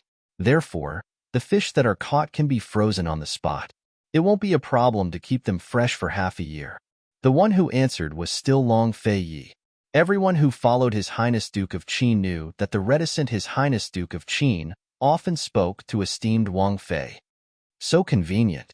No wonder you want to come here to look for food. Fishery Island wasn't very far from Tianning's 3 disaster zones, so they could take advantage of the spring chill to send the frozen fish over in batches. There was no problem with the freshness of the fish. Fish meat could be eaten fresh or preserved. It could also be eaten with vegetables, weeds, and a limited amount of rice as a staple food to save on the use of rice. To the disaster victims, this was definitely a form of enjoyment. The more Han Yunqi thought about it, the more she looked forward to it. She wished she could send a boatload of fish back immediately to make the people happy and Emperor Tianhui feel stifled again. The wind picked up again, carrying with it the chill of the illusory sea lake. As it brushed past her face, she felt an indescribable prickle. It was getting colder and colder. "Can you take it?" Long Feiyi asked. The person in his arms was not a delicate flower to begin with. Moreover, she had his protection, so how could she not take the cold? "I'm fine." Han Yunqi felt warm inside. Bailey Mingxiang walked in front, his hands wrapped in fur robes as he led the way with his head bowed. He listened to the conversation behind him as he led the way. Amidst the silence, a sour feeling uncontrollably surged into his heart. She was the one who was truly cold. With such a weak body, she feared nothing more than cold evil. She was right in front of His Highness Duke of Qin, but he still couldn't see her. She'd always stayed at home in the Bailey estate to sell her life for His Highness, but he'd never spared her a glance. Now she was right in front of him, fighting with her life on the line. Unfortunately, he still couldn't see her. Whether she was here or not, he was still the same. Thus, whether she fought or not, his heart was the same. Because she understood this principle all too well, she'd always remained silent and never fought for anything. If you couldn't get what you wanted, it would only make you despair. The closer they got to the illusory sea lake, the stronger the wind became. Bailey Mingxiang had already curled up into a ball when a sudden warmth enveloped him from behind. Bailey Mingxiang instinctively looked back, only to see Han Yunqi had already reached his side and draped a large woolen cloak over his shoulders. "I don't think your fox fur robe is enough," Han Yunqi said as she covered Bailey Mingxiang's icy ears with her hands. After warming them up, she helped him put on the fur hood. "I wanted to let you be cold for a while so you could get used to the temperature.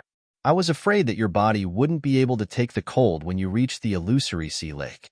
Now it seems that I'd better put on some clothes first." After putting on the hood, Han Yunqi seriously tied the belt around Bailey Mingxiang's neck. Wrapping her up tightly, leaving only her eyes and nose exposed. Bailey Mingxiang looked at her serious expression and pursed his lips, unable to speak for a long time. She thought that she had been forgotten, but it turned out that she hadn't. Han Yunqi had always been paying attention to her.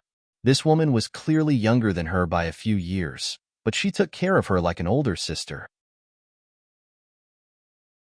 Bailey Mingxiang suddenly felt so warm that she wanted to cry. She was the youngest daughter in the Bailey family and had several older sisters.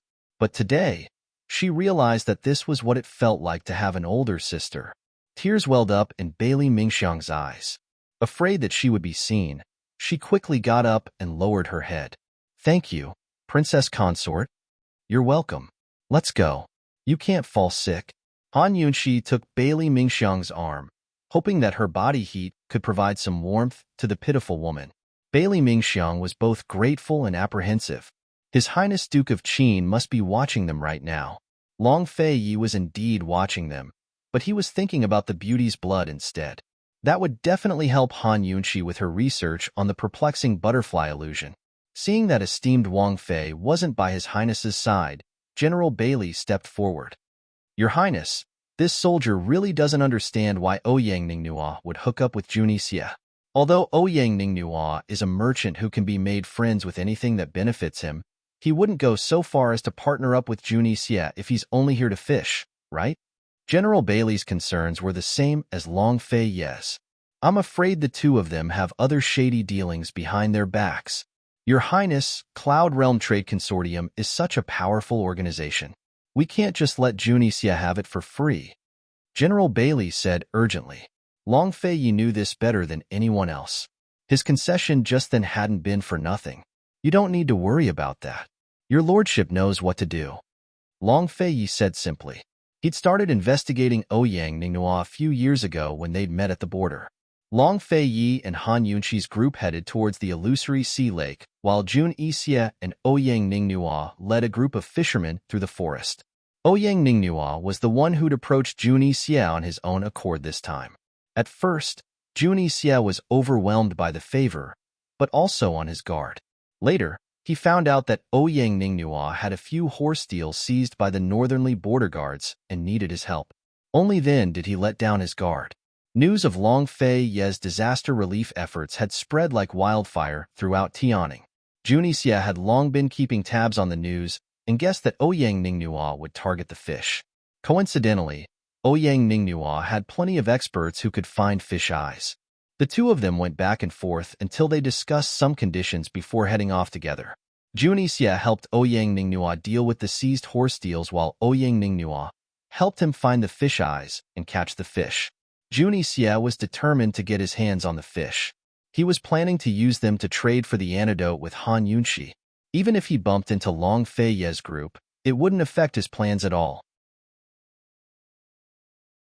After all, Ouyang Ningnua's men weren't just freeloaders. No one else in the world was more familiar with the location of fish eyes than Ouyang Ningnua's fishermen. His Highness Duke of Kong and Duke of Qin seemed to have a deep enmity. Ouyang Ningnua asked with a smile. He knew that the two kings had always been enemies, but he didn't expect them to fight as soon as they met. Jun Yixie sneered and didn't say anything. As the wind blew in his face, he unconsciously clutched his arm tightly and revealed a pained expression. His arm had been poisoned by Han Yunqi, and it still hadn't been cured. The colder the weather, the more severe the pain. It was like rheumatism that made people feel helpless and helpless. Although he was very good at controlling himself, there were times when he couldn't control himself. He had never been able to figure out what kind of poison it was, but based on his experience, the pain would only get worse and worse. In the end, his entire arm would probably be crippled. He had to detoxify the poison first, then slowly play with Han Yunqi. Once the matter of the poisonous beast was made public, it would be enough for Han Yunqi to suffer. Seeing that Jun Yixie didn't answer, Ouyang Ningnua didn't pursue the matter. Instead, he began to care about Han Yunqi. "I heard that Qin Wangfei is a poison expert. Haha, you'll know if she's an expert after you try it." Jun Yixie was in a good mood and teased him. Ouyang Ningnua laughed and shook his head.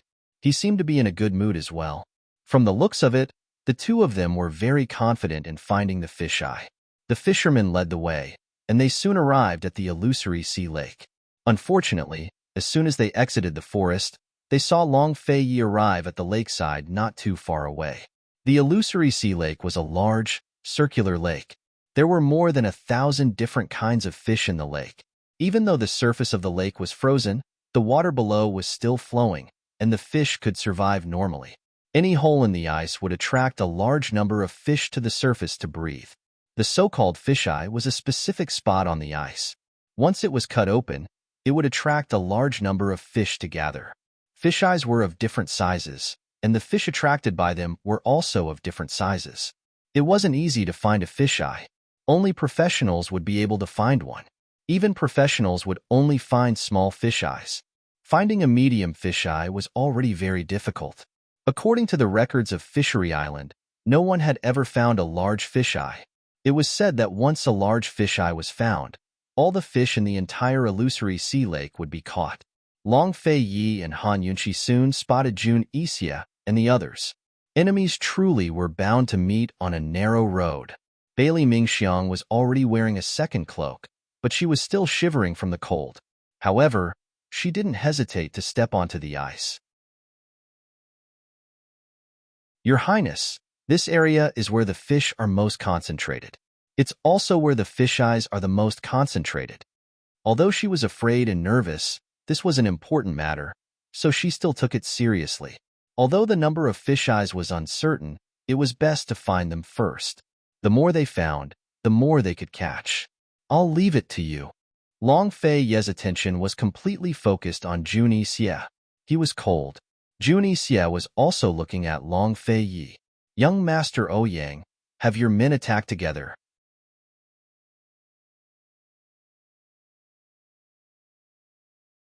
Chapter 401.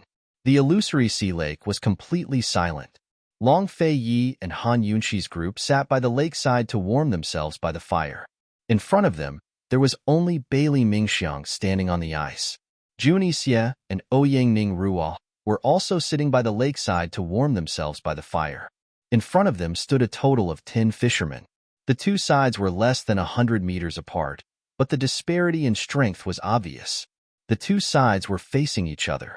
Although there was no verbal conflict between them, they were all paying close attention to each other. The smell of gunpowder had already spread across the ice. Whether it was Bailey Mingxiang or the 10 fishermen, every action was a contest between the two sides. Suddenly, one of the fishermen stomped on the ice. No one knew what he was hiding under his shoe, but with one stomp, a hole appeared in the ice.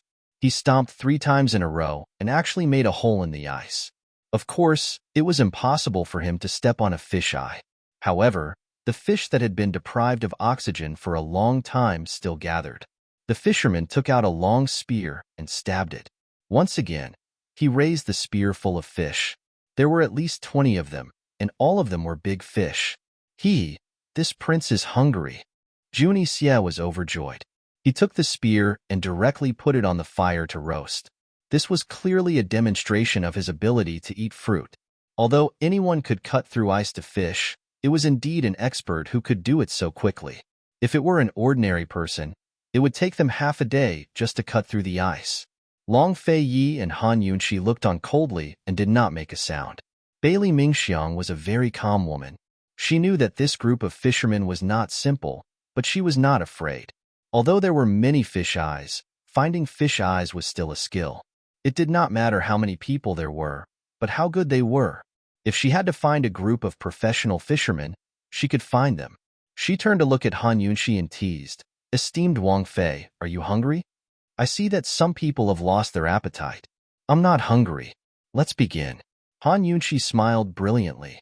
She was even calmer than Bailey Mingxiang. If the other side wanted to scare her with such a showy display, wasn't she looking down on her too much? General Bailey naturally had his reasons for only bringing Bailey Mingxiang with him. Yes, Bailey Mingxiang was delighted that esteemed Wang Fei trusted her so much.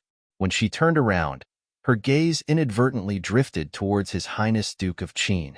With just one glance, she saw his handsome face, his eyes that were as deep as the sea, and his heart that was frozen 3 feet deep. "Your Highness Duke of Qin, Mingxiang will definitely win this battle for you, just for this one glance. Ignoring the other side's protests, Bailey Mingxiang crouched down to examine the surface of the ice.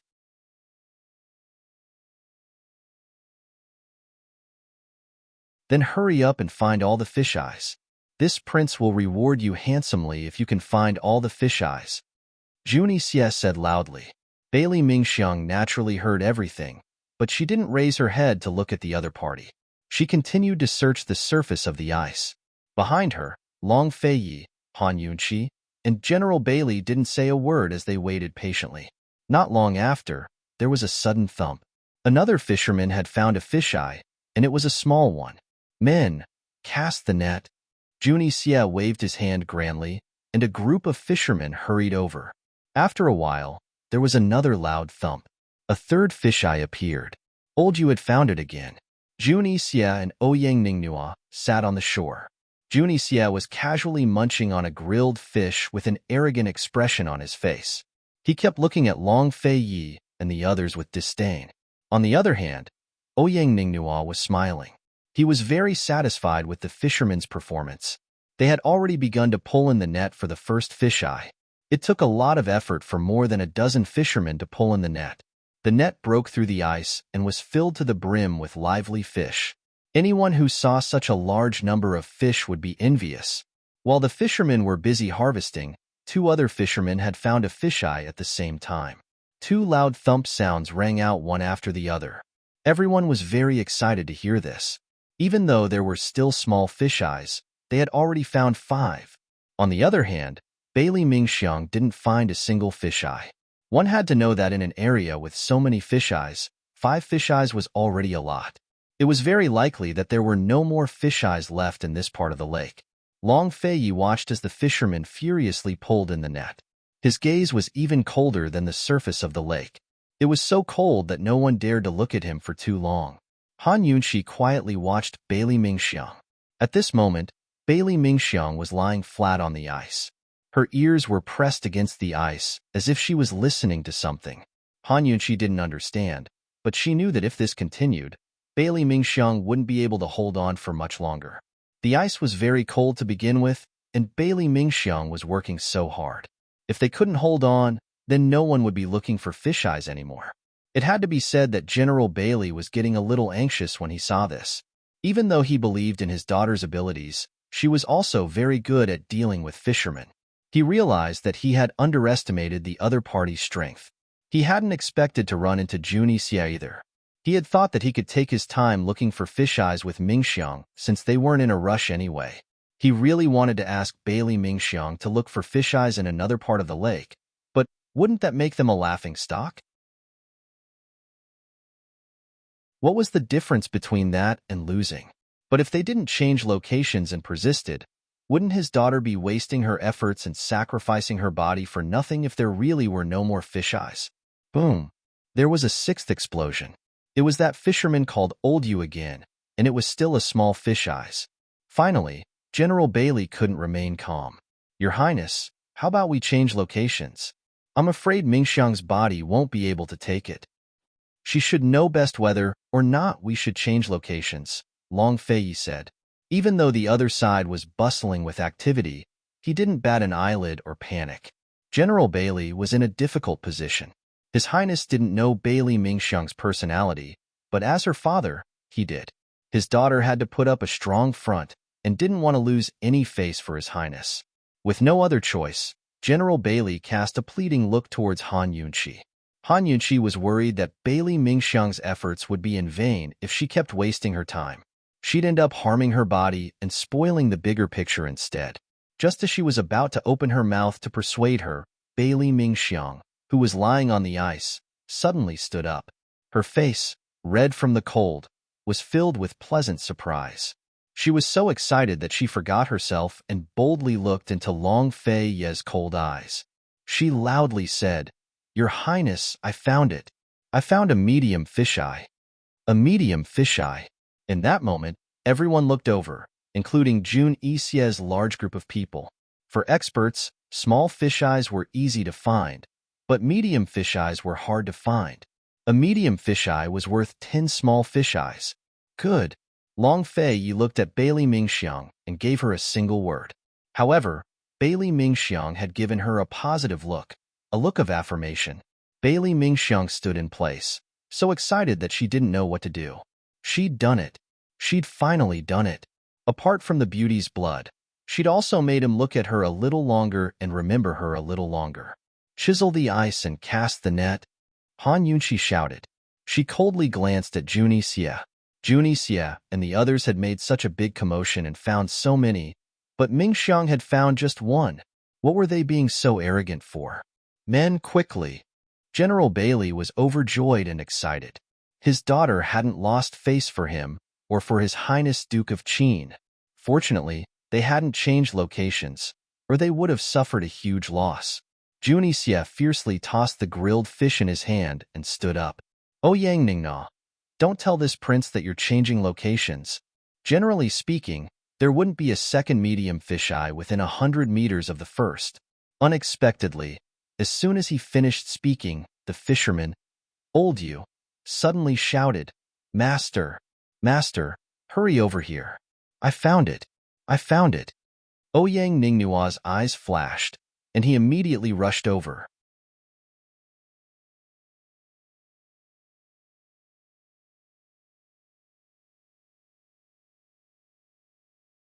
Chapter 402.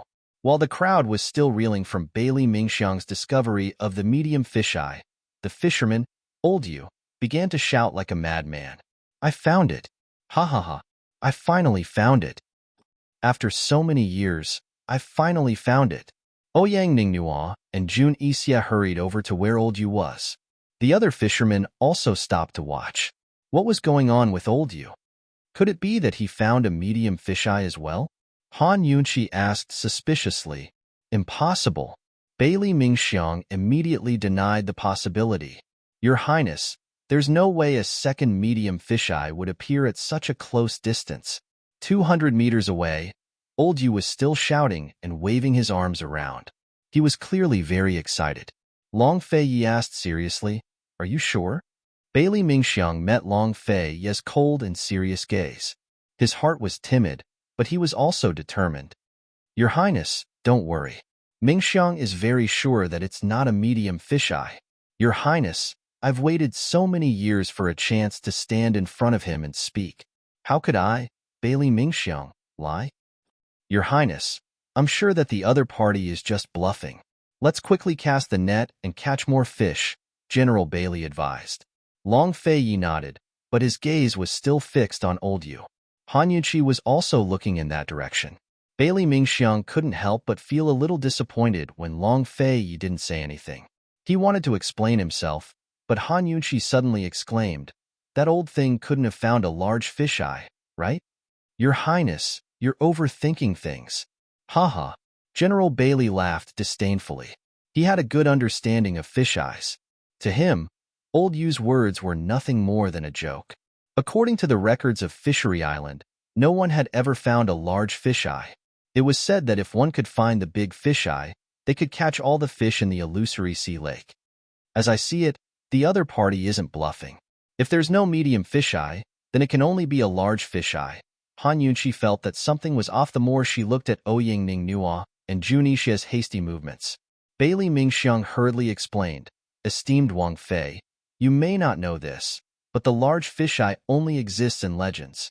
No one has ever seen it before. Just because no one has seen it doesn't mean it doesn't exist." Han Yunqi retorted seriously.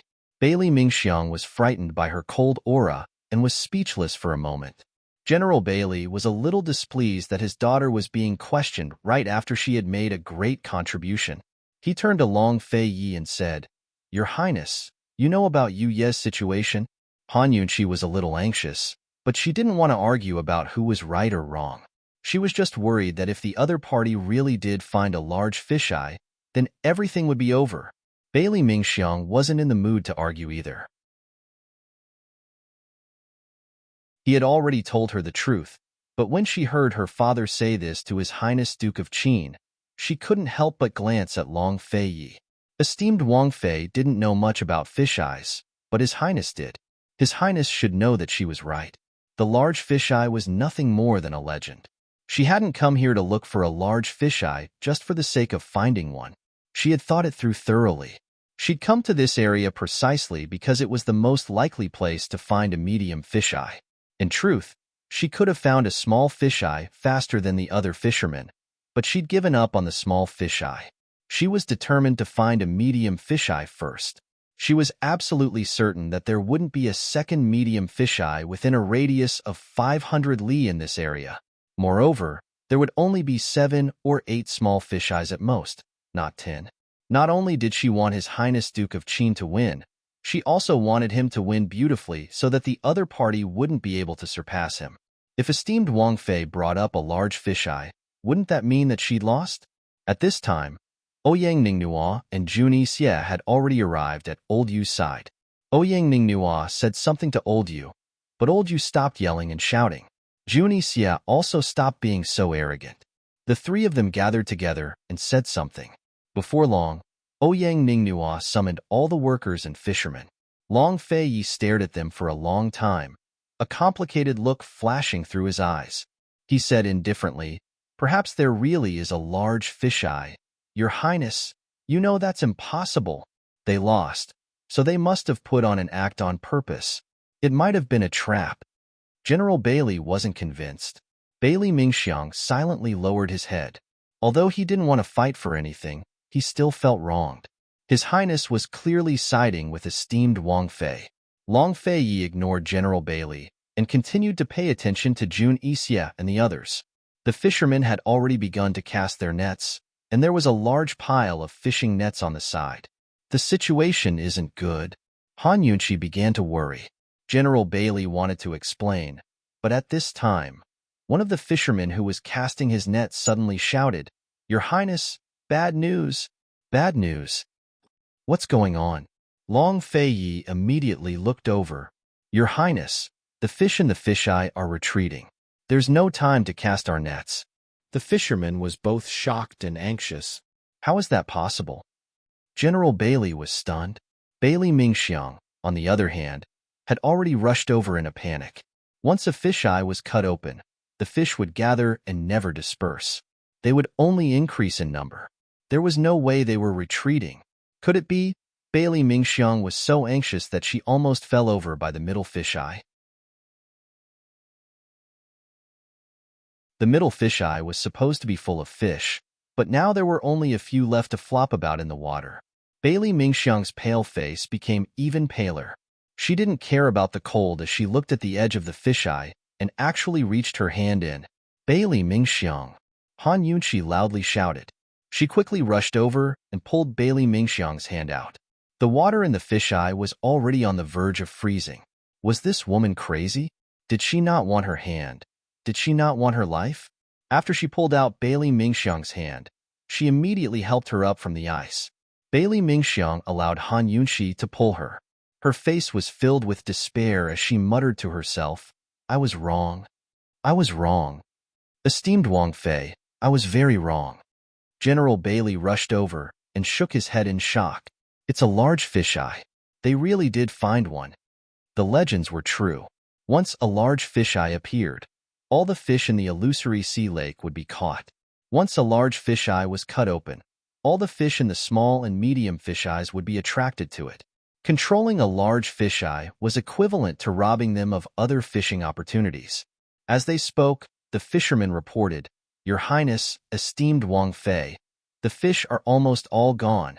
What do we do?" Long Fei Yi glanced at them, his handsome brows furrowed. At that moment, Jun Yixie's hearty laughter came from afar. "Why isn't that medium fisheye casting his net? His Highness Duke of Qin is rich and overbearing. He probably doesn't care for it and doesn't want it." "Iske, what a pity," Ouyang Ninga chimed in. "Haha, if he doesn't want the medium fisheye, what does he want?" Jun Yixie laughed impudently. The two of them echoed each other loudly on the ice. Everyone present heard them loud and clear. This was clearly a provocation. They'd found a large fisheye and purposely kept their composure until they'd snatched all the fish in the medium fisheyes away. How despicable! Long Fei Yi narrowed his eyes and made a prompt decision. "Bailey Mingxiang, look for a large fisheye." Since large fisheyes existed, He refused to believe that there was only one. Bailey Mingxiang knew full well that her abilities were limited.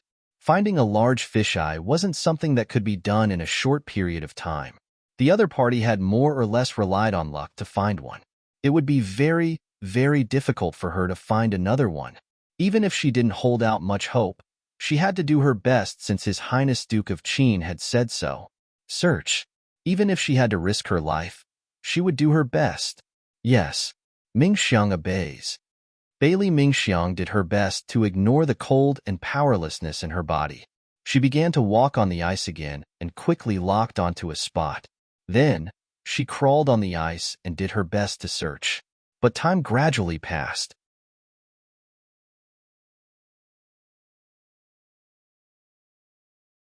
If it weren't for the fact that martial arts were prohibited on Fishery Island, how could he tolerate Juni Xie's provocation? Fishing for disaster relief was no longer feasible. He had to think of another way.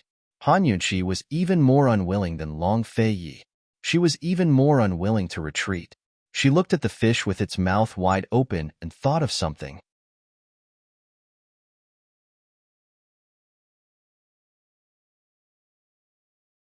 Chapter 403.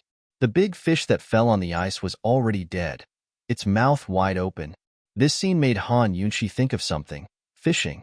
She wasn't very clear on what kind of bait the ancients used to fish, but she knew that modern people mostly used artificial bait. Artificial bait was often made with silk powder, snowflake powder, embryo bait, and other basic bait. Then, it was added with essence, Chinese medicine, fishy water, and dozens of other additives. For fish, this was definitely an irresistible delicacy. Before fishing, sprinkling some powder in the water would immediately attract a school of fish. It was a tried and tested 100 times. What if she used bait to attract a school of fish in the ice lake? She knew that the reason why the big fisheye could attract all the fish in the lake was because there was something other than oxygen inside to attract the fish. Otherwise, the big fisheye and the small fisheye could all break the ice and provide oxygen to the fish. Why would the fish all rush to the big fisheye? Han Yunqi didn't have time to think about the reasons behind this. She figured that with enough oxygen, these fish had to be hungry after being frozen in the lake for so long. Han Yunqi made a prompt decision. Your Highness, send someone to break the ice. This concubine has a way. When these words came out, everyone looked over, including Bailey Mingxiang. Break the ice? Long Feiyi didn't understand. Just find a place to break the ice and make a large circular hole. Han Yunqi explained in detail. Esteemed Wang Fei, this is... General Bailey couldn't help but ask. Of course it's to cast a net to catch fish. With so many fish, I don't believe that I can't catch them all. Han Yunqi said with a smile. Esteemed Wang Fei, this... General Bailey didn't know what to say. This woman was really capricious. She didn't know the magic of the illusory sea lake, and just randomly came up with ideas. Not to mention her carelessly breaking the ice. Even if she found a few more medium-sized fisheyes, it would be useless. Once the big fisheye appeared, everything would be over. General Bailey wanted to explain things to Han Yunqi, but Long Feiyi immediately ordered, someone, do as Princess Consort says. Immediately break the ice. Long Feiyi had never fought a battle he wasn't confident in, but he couldn't remember when he started to trust Han Yunqi unconditionally. He had agreed without even asking anything. Han Yunqi was not surprised that Long Feiyi trusted her so much. She had long been used to his indulgence. Bailey Mingxiang and General Bailey both felt that Han Yunqi was fooling around. However, when she saw the confidence in Han Yunqi's eyes, she couldn't help but look forward to it. This woman had a kind of magical power that made people see hope in despair. Her confidence and calmness could illuminate the whole world. The fishermen went up together and used their professional chiseling axes. Bang, bang, bang. Soon, the ice surface became lively. Juni Xie looked over in disbelief. They're actually chipping away at the ice? Whose idea was this? What are they trying to do? Ouyang Ningnua was dumbfounded. Long Feiyi was a respectable person. How could he allow such a stupid thing to happen? A cornered dog will do anything in desperation. Haha, Juni Xie sneered. After fighting with Long Feiyi so many times, this was the most satisfying. General Bailey couldn't help but laugh when he heard their mocking laughter. "Your Highness, it's futile. You're being ridiculed." Long Fei didn't say anything. He returned to the fire and sat down, warming himself leisurely. His eyes were downcast, making it impossible to tell whether he was anxious or not. What was he thinking? Han Yunxi sat to the side with her chin propped up on her hands. Her eyes were closed, and she seemed to be resting. General Bailey was about to go crazy when he saw this. He couldn't help but recall what Aunt Ru of the Tang sect had said. His Highness was indulging this woman too much. One day, she would make a mistake. The sky darkened, and the fire was enlarged to illuminate the surface of the lake. Junixia had already frozen several batches of fish. At this moment, he and Ouyang Ningnua were sitting around the fire and eating roasted fish. From time to time, they would laugh heartily. It was clear that they were proud of their success. On Long Fei Ye's side, the fishermen had already chipped away at a large hole with a radius of more than half a meter. There wasn't a single fish inside, and the water was as calm as the night sky. General Bailey had been holding back for the entire afternoon, but he couldn't take it anymore. "Your Highness, the ice has been chipped away." Long Fei glanced at Han Yunxi. When he saw that she was still dozing off, he didn't say anything else. General Bailey was so anxious that his brows were tightly furrowed. He wanted to ask Han Yunxi directly, but Bailey Mingxiang gave him a look, and he finally calmed down. Actually, while General Bailey and his daughter were waiting, Junixia and Ouyang Ningnua were also waiting. They had been waiting for the entire afternoon, but all they saw was the fishermen chipping away at the ice. Could it be that they've finally given up because they can't see any fish? Junixia was getting impatient. That's strange. Ouyang Ningnua felt that something was amiss, but he couldn't put his finger on it. Let's just wait and see. They'll have to leave once the sun rises. Junixia was very confident. Unexpectedly, not long after, Han Yunxi stood up and walked towards the hole in the ice. Long Fei followed closely behind her. In an instant, everyone's eyes were on her. Is this woman going to cast her net? Junixia sneered. Ouyang Ningnua didn't say anything, but he felt a little uneasy. Could it be a trap? Having been tricked by this woman too many times, Junixia couldn't help but feel nervous when he heard this. He subconsciously stood up. Han Yunxi crouched down next to the hole and took out a small porcelain bottle from her medical pouch. Junixia immediately strode over when he saw this. Han Yunxi, are you trying to poison the fish? If he couldn't have it, he wouldn't let anyone else have it either. This was Junixia's way of doing things, and he was all too familiar with it. Ouyang Ningnua also hurried over and reminded her, Qin Wangfei, Fishery Island isn't an ordinary place. You can't afford to mess around here. Although the taboos on Fishery Island weren't explicitly forbidden, most visitors would still abide by them. Too many people had died mysteriously because of violating the rules. This princess consort just wants to feed the fish. Why are you so anxious? Why is there a rule against feeding fish on Fishery Island? Han Yunxi sneered. Feed the fish? This prince thinks that you're trying to poison them. Junixia rebuked angrily. He looked at Long Fei with disdain. Long Fei, a cornered dog will jump over a wall. Isn't this kind of method beneath your dignity? Long Fei's cold eyes narrowed. He didn't waste any more words and took the porcelain bottle from Han Yunxi's hands. He opened it and poured the medicine into the water. Long Fei, Junixia was so angry that his nostrils flared. A cornered dog won't jump over a wall. It'll jump into the sea. Long Fei finally spoke coldly. He was clearly mocking Junixia's previous actions. Junixia clenched his fists. Long Fei's gaze was as cold as a blade. The two princes were less than 5 steps away from each other. Their swords were drawn, and a battle could break out at any moment.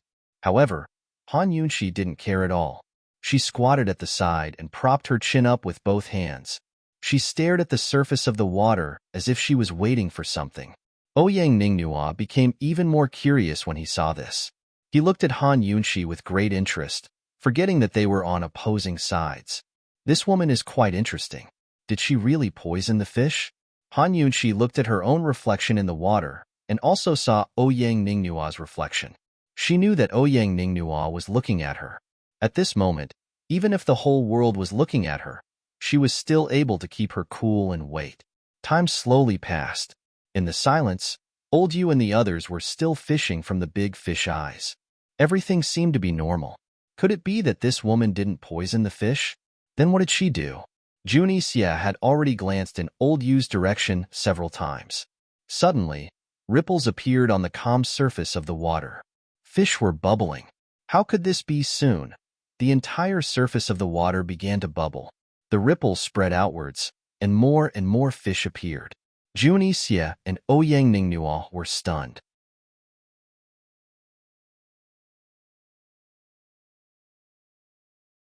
Bailey Mingxiang's heart was filled with complex feelings. She didn't dare look away because she was afraid that she wouldn't be able to calm down and her heart would break. On the other hand, Junixia almost spat out blood when he saw this.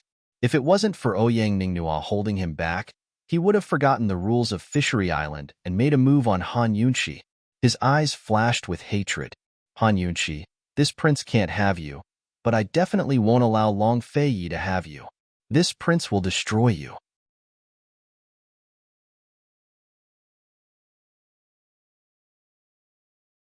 Chapter 404. There was a saying, only the magistrate is allowed to set fire, but not the common people. This was the most appropriate way to describe Long Feiyi's tyranny. His conservatism seemed to be only used to demand things from others, but not for himself. At this time, there were at least 100 people on the ice lake, and all of them were watching. However, he continued to bully Han Yunqi as if he was intoxicated. Han Yunqi was a little embarrassed at first, but gradually, with Long Feiyi's provocation, she threw caution to the wind. It was such a joyous occasion, so it should be celebrated. Even Long Feiyi, an ancient person, could let go, so why should she be embarrassed? No matter how many people were watching, let them watch. Anyway, the two of them were legally married, so what they did was reasonable and legal. Soon, Han Yunqi responded to Long Feiyi generously.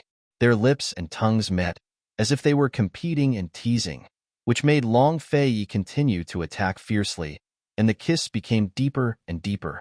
Bailey Mingxiang blushed and didn't dare to look anymore. Even the men present were embarrassed and looked away. These two people who did things their own way were really too much. While they were kissing, the fishermen were busy casting nets to catch fish. With such a big hole, it was much faster to catch fish than to catch fish through the hole. No one knew what was in Han Yunqi's bottle of medicine, but the fish were all alive and kicking, which proved that the bottle of medicine wasn't poison. In fact, Han Yunqi's bottle of medicine was really poison.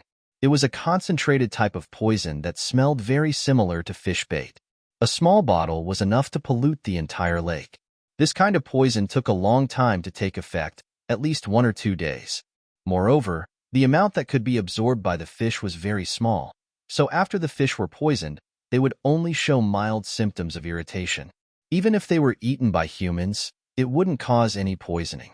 Even a poison expert like Junixia couldn't discover it, because this poison was originally from modern times. In just 1 or 2 days, the fishes that had been caught had long been frozen. Who could see that the fishes were unusually irritable? As for the fish in the ice lake, all that could be seen were squeezing on the surface of the water to fight for oxygen. They were originally lively and did not show any signs of irritation. It was not an exaggeration to say that Han Yunqi had only used bait. At first, Junixia was still staring at Long Feiyi and Han Yunqi, but seeing how passionate they were, he couldn't help but look away. He had spent so much effort trying to get a bargaining chip to exchange for the antidote with Han Yunqi. Who would have thought that just as he was about to succeed, all his efforts would be in vain? I can't accept this. I can't accept this. Let me go, he said in a low voice. Your Highness Duke of Kong, martial arts is forbidden on Fishery Island. You mustn't do anything rash, Ouyang Ningnuo reminded him in a low voice. This king will remember. Let go of me. A sinister glint flashed past Junxia's eyes as he said coldly. After all, Ouyang Ningnuo and Junixia were in the same line of work. If Junixia broke the rules of Fishery Island, he would be implicated as well. However, he still refused to let go. At this time, Long Feiyi had already let go of Han Yunqi. The moment Han Yunxi lowered her head bashfully, it was indescribably beautiful. Long Fei Yi looked down at her, his gaze so deep that it looked like he wanted to devour her. He was very surprised that this woman actually responded to him. How bold. Han Yunxi knew that Long Fei Yi was looking at her, and she was also very clear about what she had just done. She had been quite uncertain before, but after this period of time, she was almost certain of His Highness's feelings. It was normal for a man and a woman to love each other. What was there to be afraid of? Even though she was blushing, she still bravely raised her head to meet Long Fei Ye's examining and doting gaze. She smiled proudly and said, "Your Highness, this concubine did a beautiful job, didn't she?"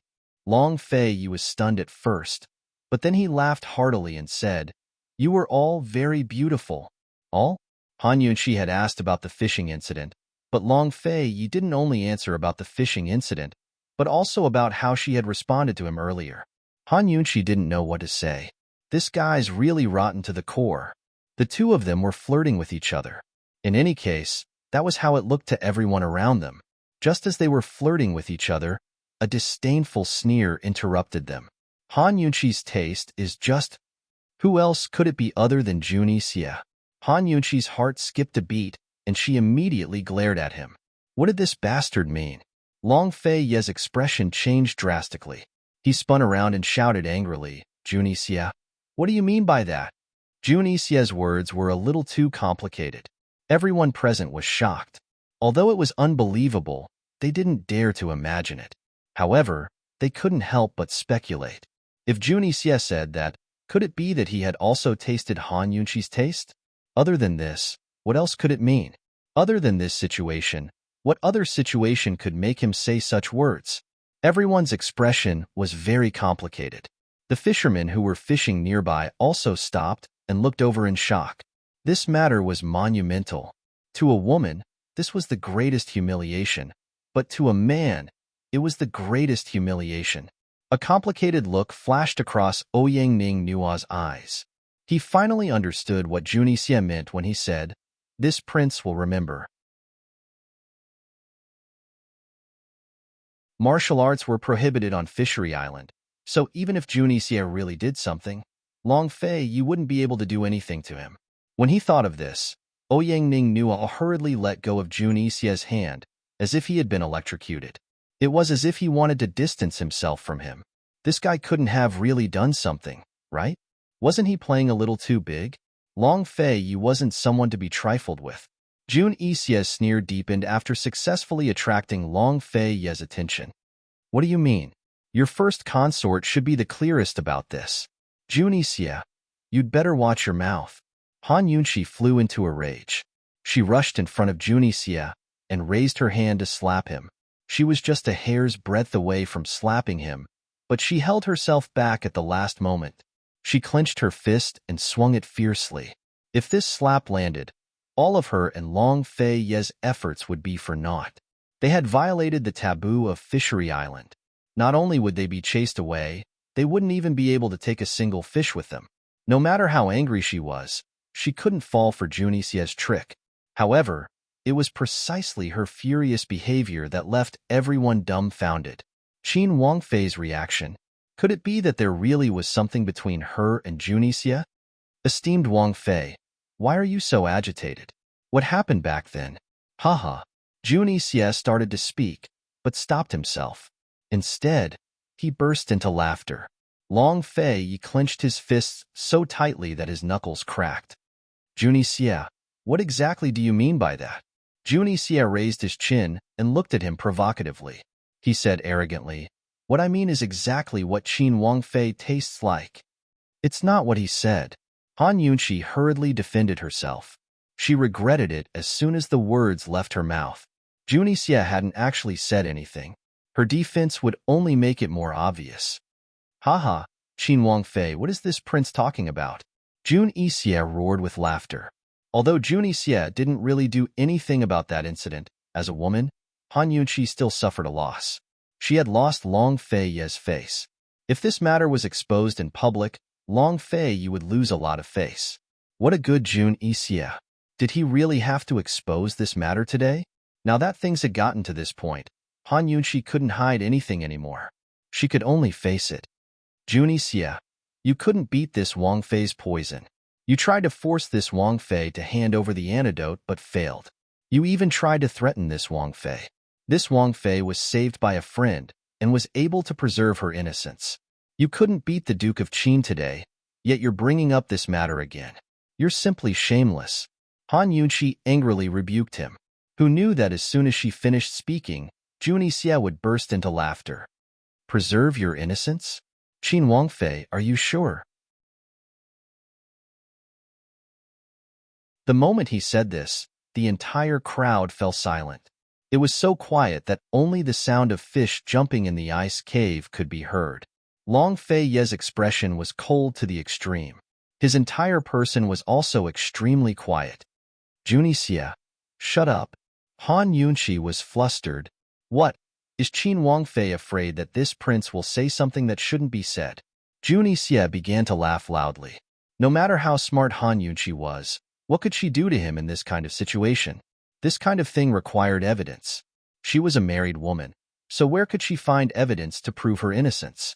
Han Yunxi was so angry that her eyes turned red. She knew that Junie Xie was sincerely framing her. She had no way to defend herself against this kind of thing. Those who believed her would believe her. Those who didn't believe her, she couldn't defend herself.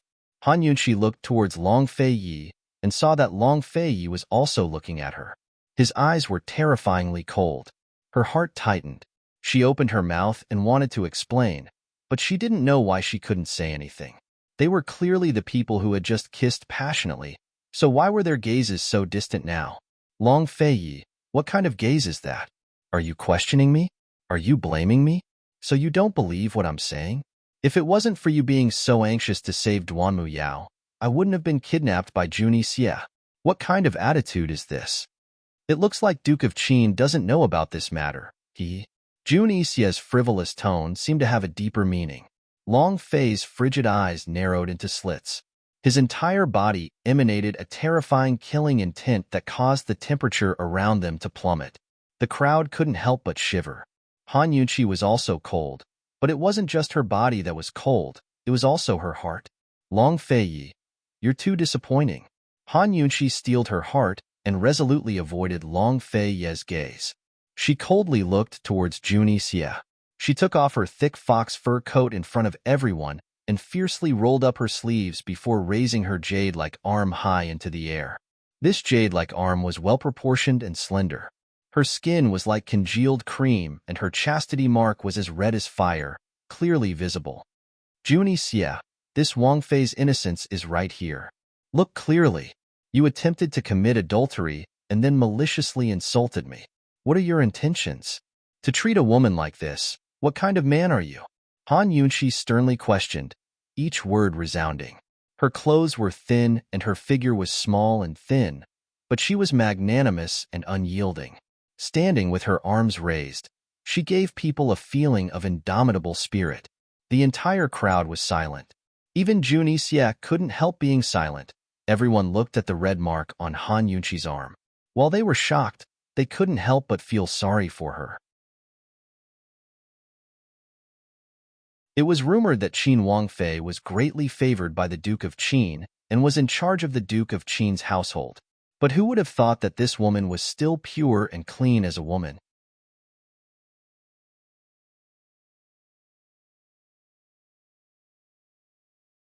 Chapter 405. Han Yunxi's thin and frail body stood on the frozen ground, shocking everyone's hearts. That smear of cinnabar red seemed to be the only red in the snow, dazzling and unforgettable.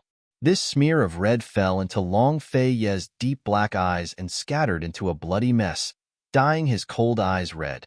Everyone was looking at Han Yunxi, and no one noticed that Long Fei Ye's hand was already on his sword. Junie Xie also didn't notice. He was dumbstruck. He never thought that Han Yunxi could use this method to prove her innocence. Wasn't this woman married to Long Fei Yi for more than a year? What was the relationship between her and Long Fei Yi? Wasn't this woman Long Fei Ye's woman? Wasn't this Long Fei Ye's only weakness? Could it be that he had made a mistake in this bet? The surrounding gazes were filled with shock, ridicule, sympathy, and pity. However, no matter what others thought, Han Yunqi was indifferent. Under everyone's gaze, she unhurriedly rolled down her sleeves and put on her fur robe, her movements elegant and noble. Junie Xie, there's only one bottle of antidote for the poison in your body, and I threw it away long ago. But there's another way to detoxify the poison. Do you want to know? Han Yunqi asked with a sneer. What? Wasn't everything Jun Xie did to detoxify the poison? Cripple your own arm. Han Yunqi laughed impudently, carefree and uninhibited, as if the injury just now had never happened. Jun Xie then realized that he had been fooled and he cursed, "Slut." Just at this moment, a clang sound was heard. The sound of a sword whistling suddenly sounded. It was Long Fei Ye's sword ringing angrily. It seemed to have sensed its master's monstrous anger as it trembled and was about to fly out of its scabbard. At this moment, the crowd realized that Long Fei Yi had already grasped his sword, and they couldn't help but gasp in shock. Long Fei Yi was going to use force. Before anyone could react, another clang sound was heard as Long Fei Yi raised his sword and pointed it at Junie Xie. Reality proved that His Highness Duke of Qin's calmness had its limits. "Your Highness," Bailey Mingxiang exclaimed. Who would have thought that such a cold man would one day become angry over a woman? "Your Highness, please reconsider." General Bailey rushed over. Martial arts were forbidden on Fishery Island.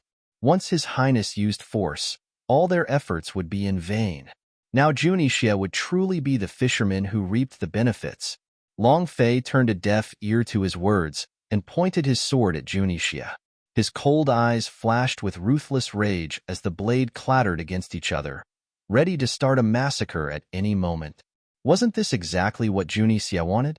Although Han Yunqi had proven her innocence and Long Fei's lies, none of that was important anymore. Because he'd succeeded in igniting Long Fei's fury, his sword was out of its scabbard. One move was all it would take for Long Fei Yi to lose everything. He had made the right bet. Han Yunqi was Long Fei Ye's Achilles heel. This man knew that it was a trap, but he still jumped in anyway.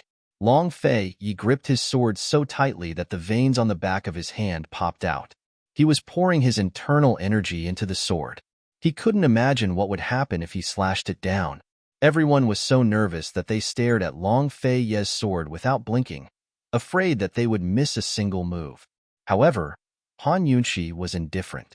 She was obviously standing beside Long Fei Yi, but her whole body was exuding a coldness that kept people thousands of miles away. Junie Xie licked his lips with a mischievous expression. Without a doubt, he was adding oil and vinegar to Long Fei's fury. "You're courting death." No matter how calm Long Fei Yi was, he couldn't control himself and thrust his sword forward. However, almost at the same time, General Bailey rushed over and hugged Long Fei Ye's sword. "Your Highness, this is a trap." General Bailey clamped the blade of the sword tightly with both hands, and blood soon flowed down. He almost used all his strength to barely stop Long Fei Yi.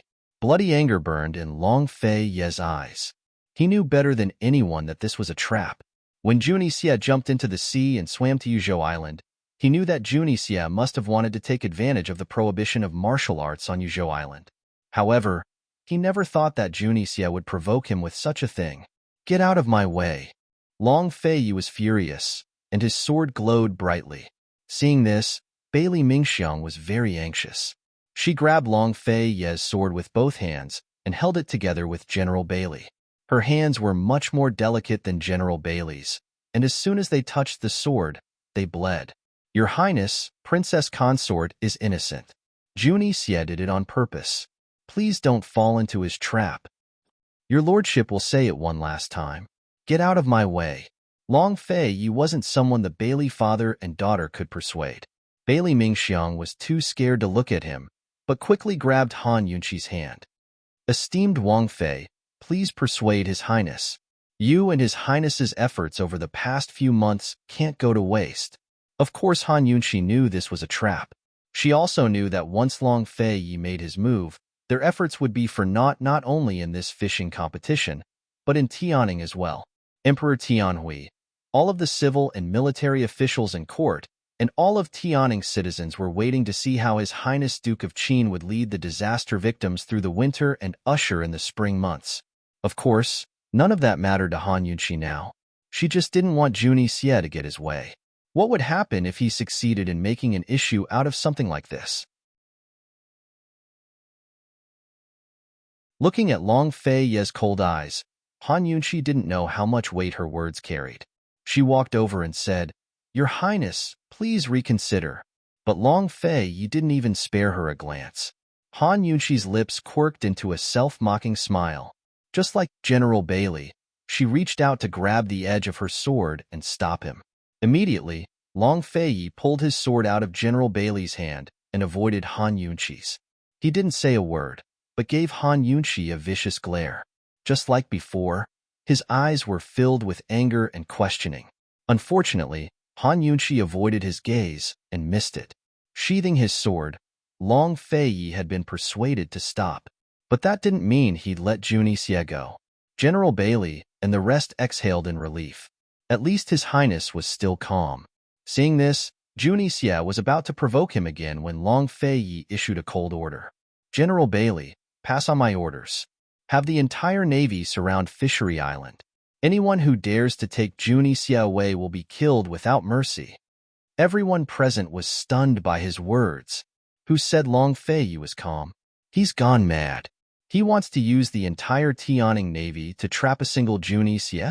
General Bailey stood rooted to the spot, almost losing his mind. He'd spent more than a decade raising the Tianing Navy, along with large sums of silver from Tianing's national coffers. He'd never used them before, but this was his first time mobilizing them, and he wanted them to surround an island? "Why aren't you going yet?" Long Fei Yi was very fierce. "This general obeys." General Bailey didn't have time to think. He left immediately. They brought along a fleet of ships with them this time. Originally, they were supposed to escort the fish back to Tianing for disaster relief. General Bailey first used the ships to guard the island, then sent a messenger hawk back with orders to mobilize all of the Navy to guard the island. A small team was also assigned to transport the fish. Junie Xie saw that things weren't going well, so he turned and headed for the beach. Fishery Island's martial arts rules didn't just restrict Long Fei Yi, but him as well. If Long Fei Yi was going to play like this, he only had one option left: leave immediately. Long Fei Ye's lips curved into a cold smile as he watched Junie Xie's retreating figure.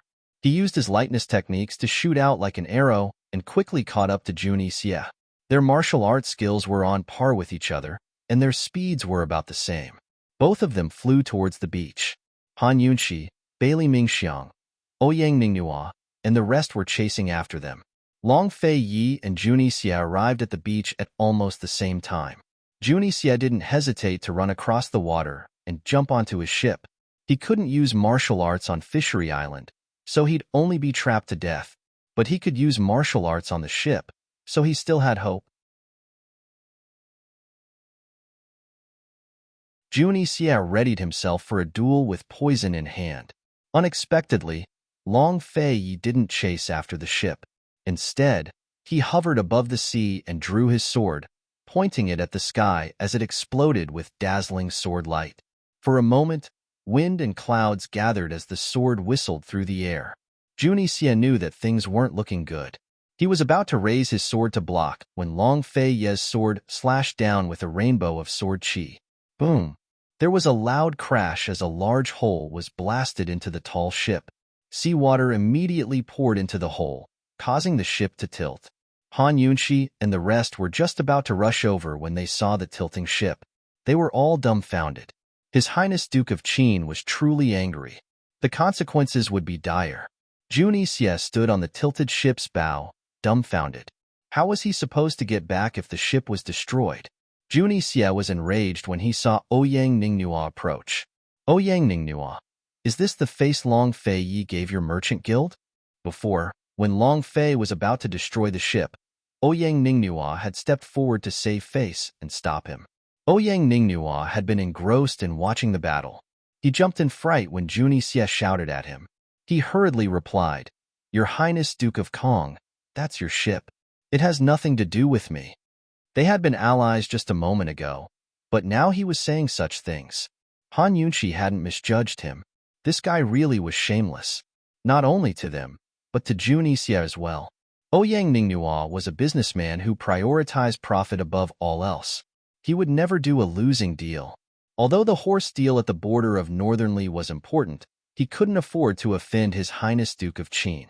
If he'd known that Jun Ixia would resort to such underhanded means, he would never have cooperated with Jun Ixia. Ouyang Ningno. Jun Ixia was about to explode. Long Fei didn't waste his breath. He raised his sword a second time. A vicious glint flashed across Jun Ixia's eyes. Sword in hand, he flew toward General Bailey's ship. Unexpectedly, General Bailey gave the order. All the archers on the ship fired their arrows at once, aiming at Jun Ixia. No matter how strong an expert was, how could he withstand an army of archers? Jun Ixia only had one path left, and that was to return to Fishery Island, where martial arts were prohibited. At this moment, Long Fei Ye's second strike landed squarely on the raised bow of the ship. With one strike, the bow of the ship was completely destroyed, and the entire ship was destroyed. A king's wrath rumbled, shaking everyone's hearts. He stood in the air, a vast fleet of warships behind him. Archers were ready to fire their arrows. His face was as cold as ice, and his voice was frighteningly cold. Jun Ixia, swim back to Northernly if you have the guts.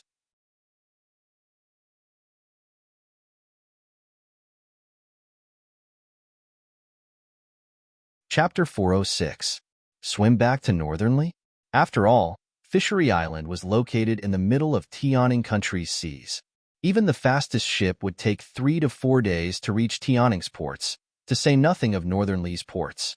Even if it was a fish, it would take a few days to swim back.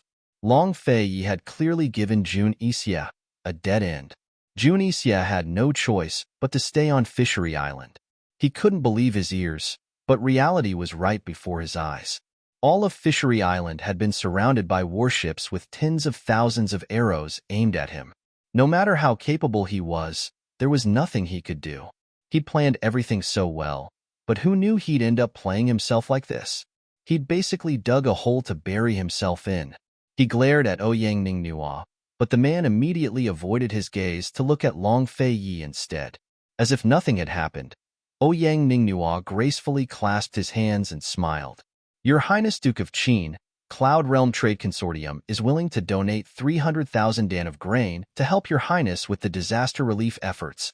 Even Long Fei was out of grain by now, but Cloud Realm Trade Consortium had to have some. Otherwise, they wouldn't be called a trade consortium anymore. Ouyang Ningnua was planning to save up the grain until next month when Tianing ran out of grain. Then he'd take it out to extort Long Fei for a sky-high price. Unfortunately, man proposes but God disposes. Now he had no choice but to take it out to buy a ticket. With Northernly's warships destroyed, he'd have to go through Long Fei to get back. Long Fei ignored him and gave Han Yunshi a cold look before heading back to the warship. Ouyang Ningnua was about to follow when General Bailey stopped him. His Highness wouldn't care about anything at a time like this. After taking care of Jun Ixia, His Highness and esteemed Wang Fei would have to settle scores. Although the cinnabar red mark on esteemed Wang Fei's arm had shocked General Bailey, he could still tell that His Highness truly doted on esteemed Wang Fei. No matter what, the Princess Consort had suffered such a big grievance, so she should at least tell His Highness about it. As a man, who could stand being kept in the dark like this? Ouyang Ningnua was overjoyed and hurriedly walked over. He thought that it would be better to talk to General Bailey than to talk to that old fox Long Fei, right? Long Fei had walked far away, but Han Yunshi was still standing there. She looked at Long Fei's cold back. She didn't know why, but even though her heart was cold and she didn't care about anything anymore, her heart still ached. She couldn't remember when it started, but whenever they walked together, this man would definitely hold her hand. Even if she didn't move, he would definitely turn around and ask her coldly, Han Yunshi, why aren't you leaving? But this time, he walked far away without looking back, far more than 10 steps. So, Long Fei, are you going to leave just like that? Han Yunshi couldn't control the sourness that welled up in her heart. She gritted her teeth and was about to turn around when Long Fei suddenly turned around and strode over. He fiercely grabbed Han Yunqi's wrist and dragged her away. Long Fei Ye's monstrous fury danced in his eyes.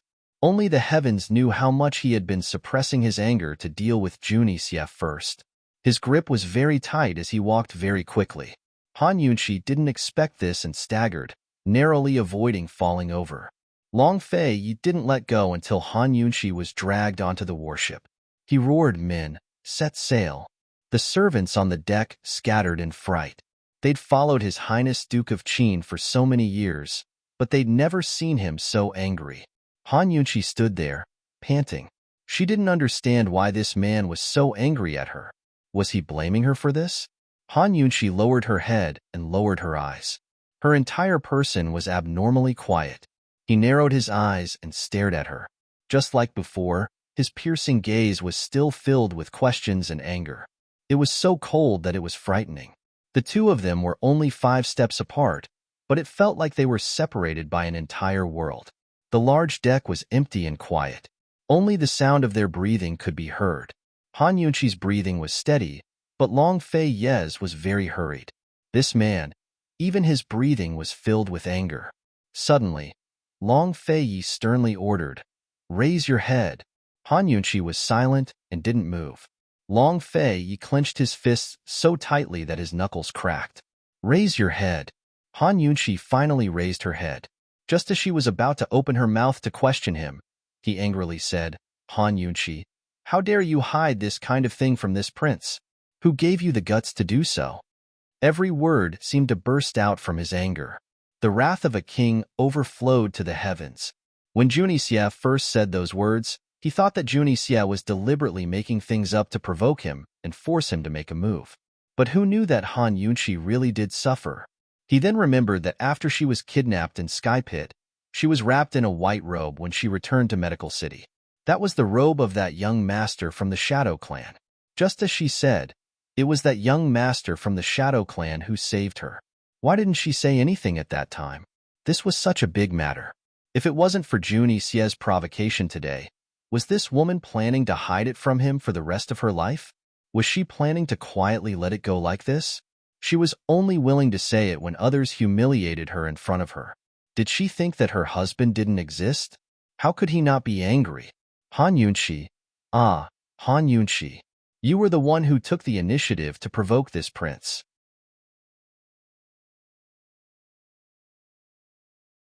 You were the one who kept talking about this prince, but in your heart, just who was this prince to you? You actually concealed such a monstrous matter until now. When she met Long Fei Ye's furious and cold gaze, Han Yunqi's heart trembled. Faced with this kind of question, she didn't know how to answer. Answer this prince's question. Long Fei Ye roared. Han Yunqi was startled. Only now did she realize why this man's eyes were so cold and angry. She subconsciously took a step back and instinctively lowered her head. She didn't deliberately hide it from him. It was just that back then, when he saved Duanmu Yao, her heart was filled with thoughts of him saving Duanmu Yao. Later on, she directly ran away and went missing. In that kind of situation, how could she tell him something like that? Later on, he found her at the Mu family and explained the matter with Duanmu Yao to her, so she didn't want to talk about it anymore. In the end, she didn't let Junie Xie have his way.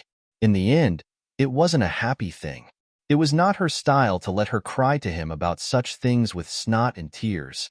She could come up with many explanations, but she knew that he wouldn't believe her. At this time, this man was so angry that he wanted to kill someone. When he saw Han Yunqi lowering her head and not saying anything, Long Fei Ye clenched his fists so tightly that they cracked. Han Yunqi's heart trembled with fear when she heard this. Her heart was originally as cold as ice, but now she was like a child who had made a mistake. Her head was almost buried in her chest. Long Fei Ye, I'm sorry. In the end, I wasn't confident enough in front of you, so I doubted your feelings. Answer me. Long Fei Ye was about to go crazy with anger. His anger only increased as he insisted on an answer. Han Yunqi finally raised her head and calmly said, "Because I was afraid. I was afraid that you wouldn't want me." There were too many reasons, but only she knew the real reason. Long Fei Ye, it was so difficult for me to walk 100 steps. I was so afraid that you would retreat, and retreat too far. Long Fei Ye's heart felt like it had been bitten by something. It suddenly hurt, and it was so painful that all of his anger dissipated in an instant. When he saw Han Yunxi's clear and bright gaze, his brows tightly knitted together. He suddenly felt a sense of helplessness as he didn't know what to do with this woman. Han Yunxi, you can also feel fear? Who was the one who was so audacious as to kick open the sedan door and walk into the Duke of Qin's residence? Who was the one who was so audacious as to leave home and leave without a word? Who didn't want him? And who was the one who was so audacious as to not let him go and insist on asking him if he was jealous of Gu Beiwei? Han Yunxi, you've challenged this prince's bottom line time and time again, and you're still afraid? Why wasn't Han Yunxi afraid?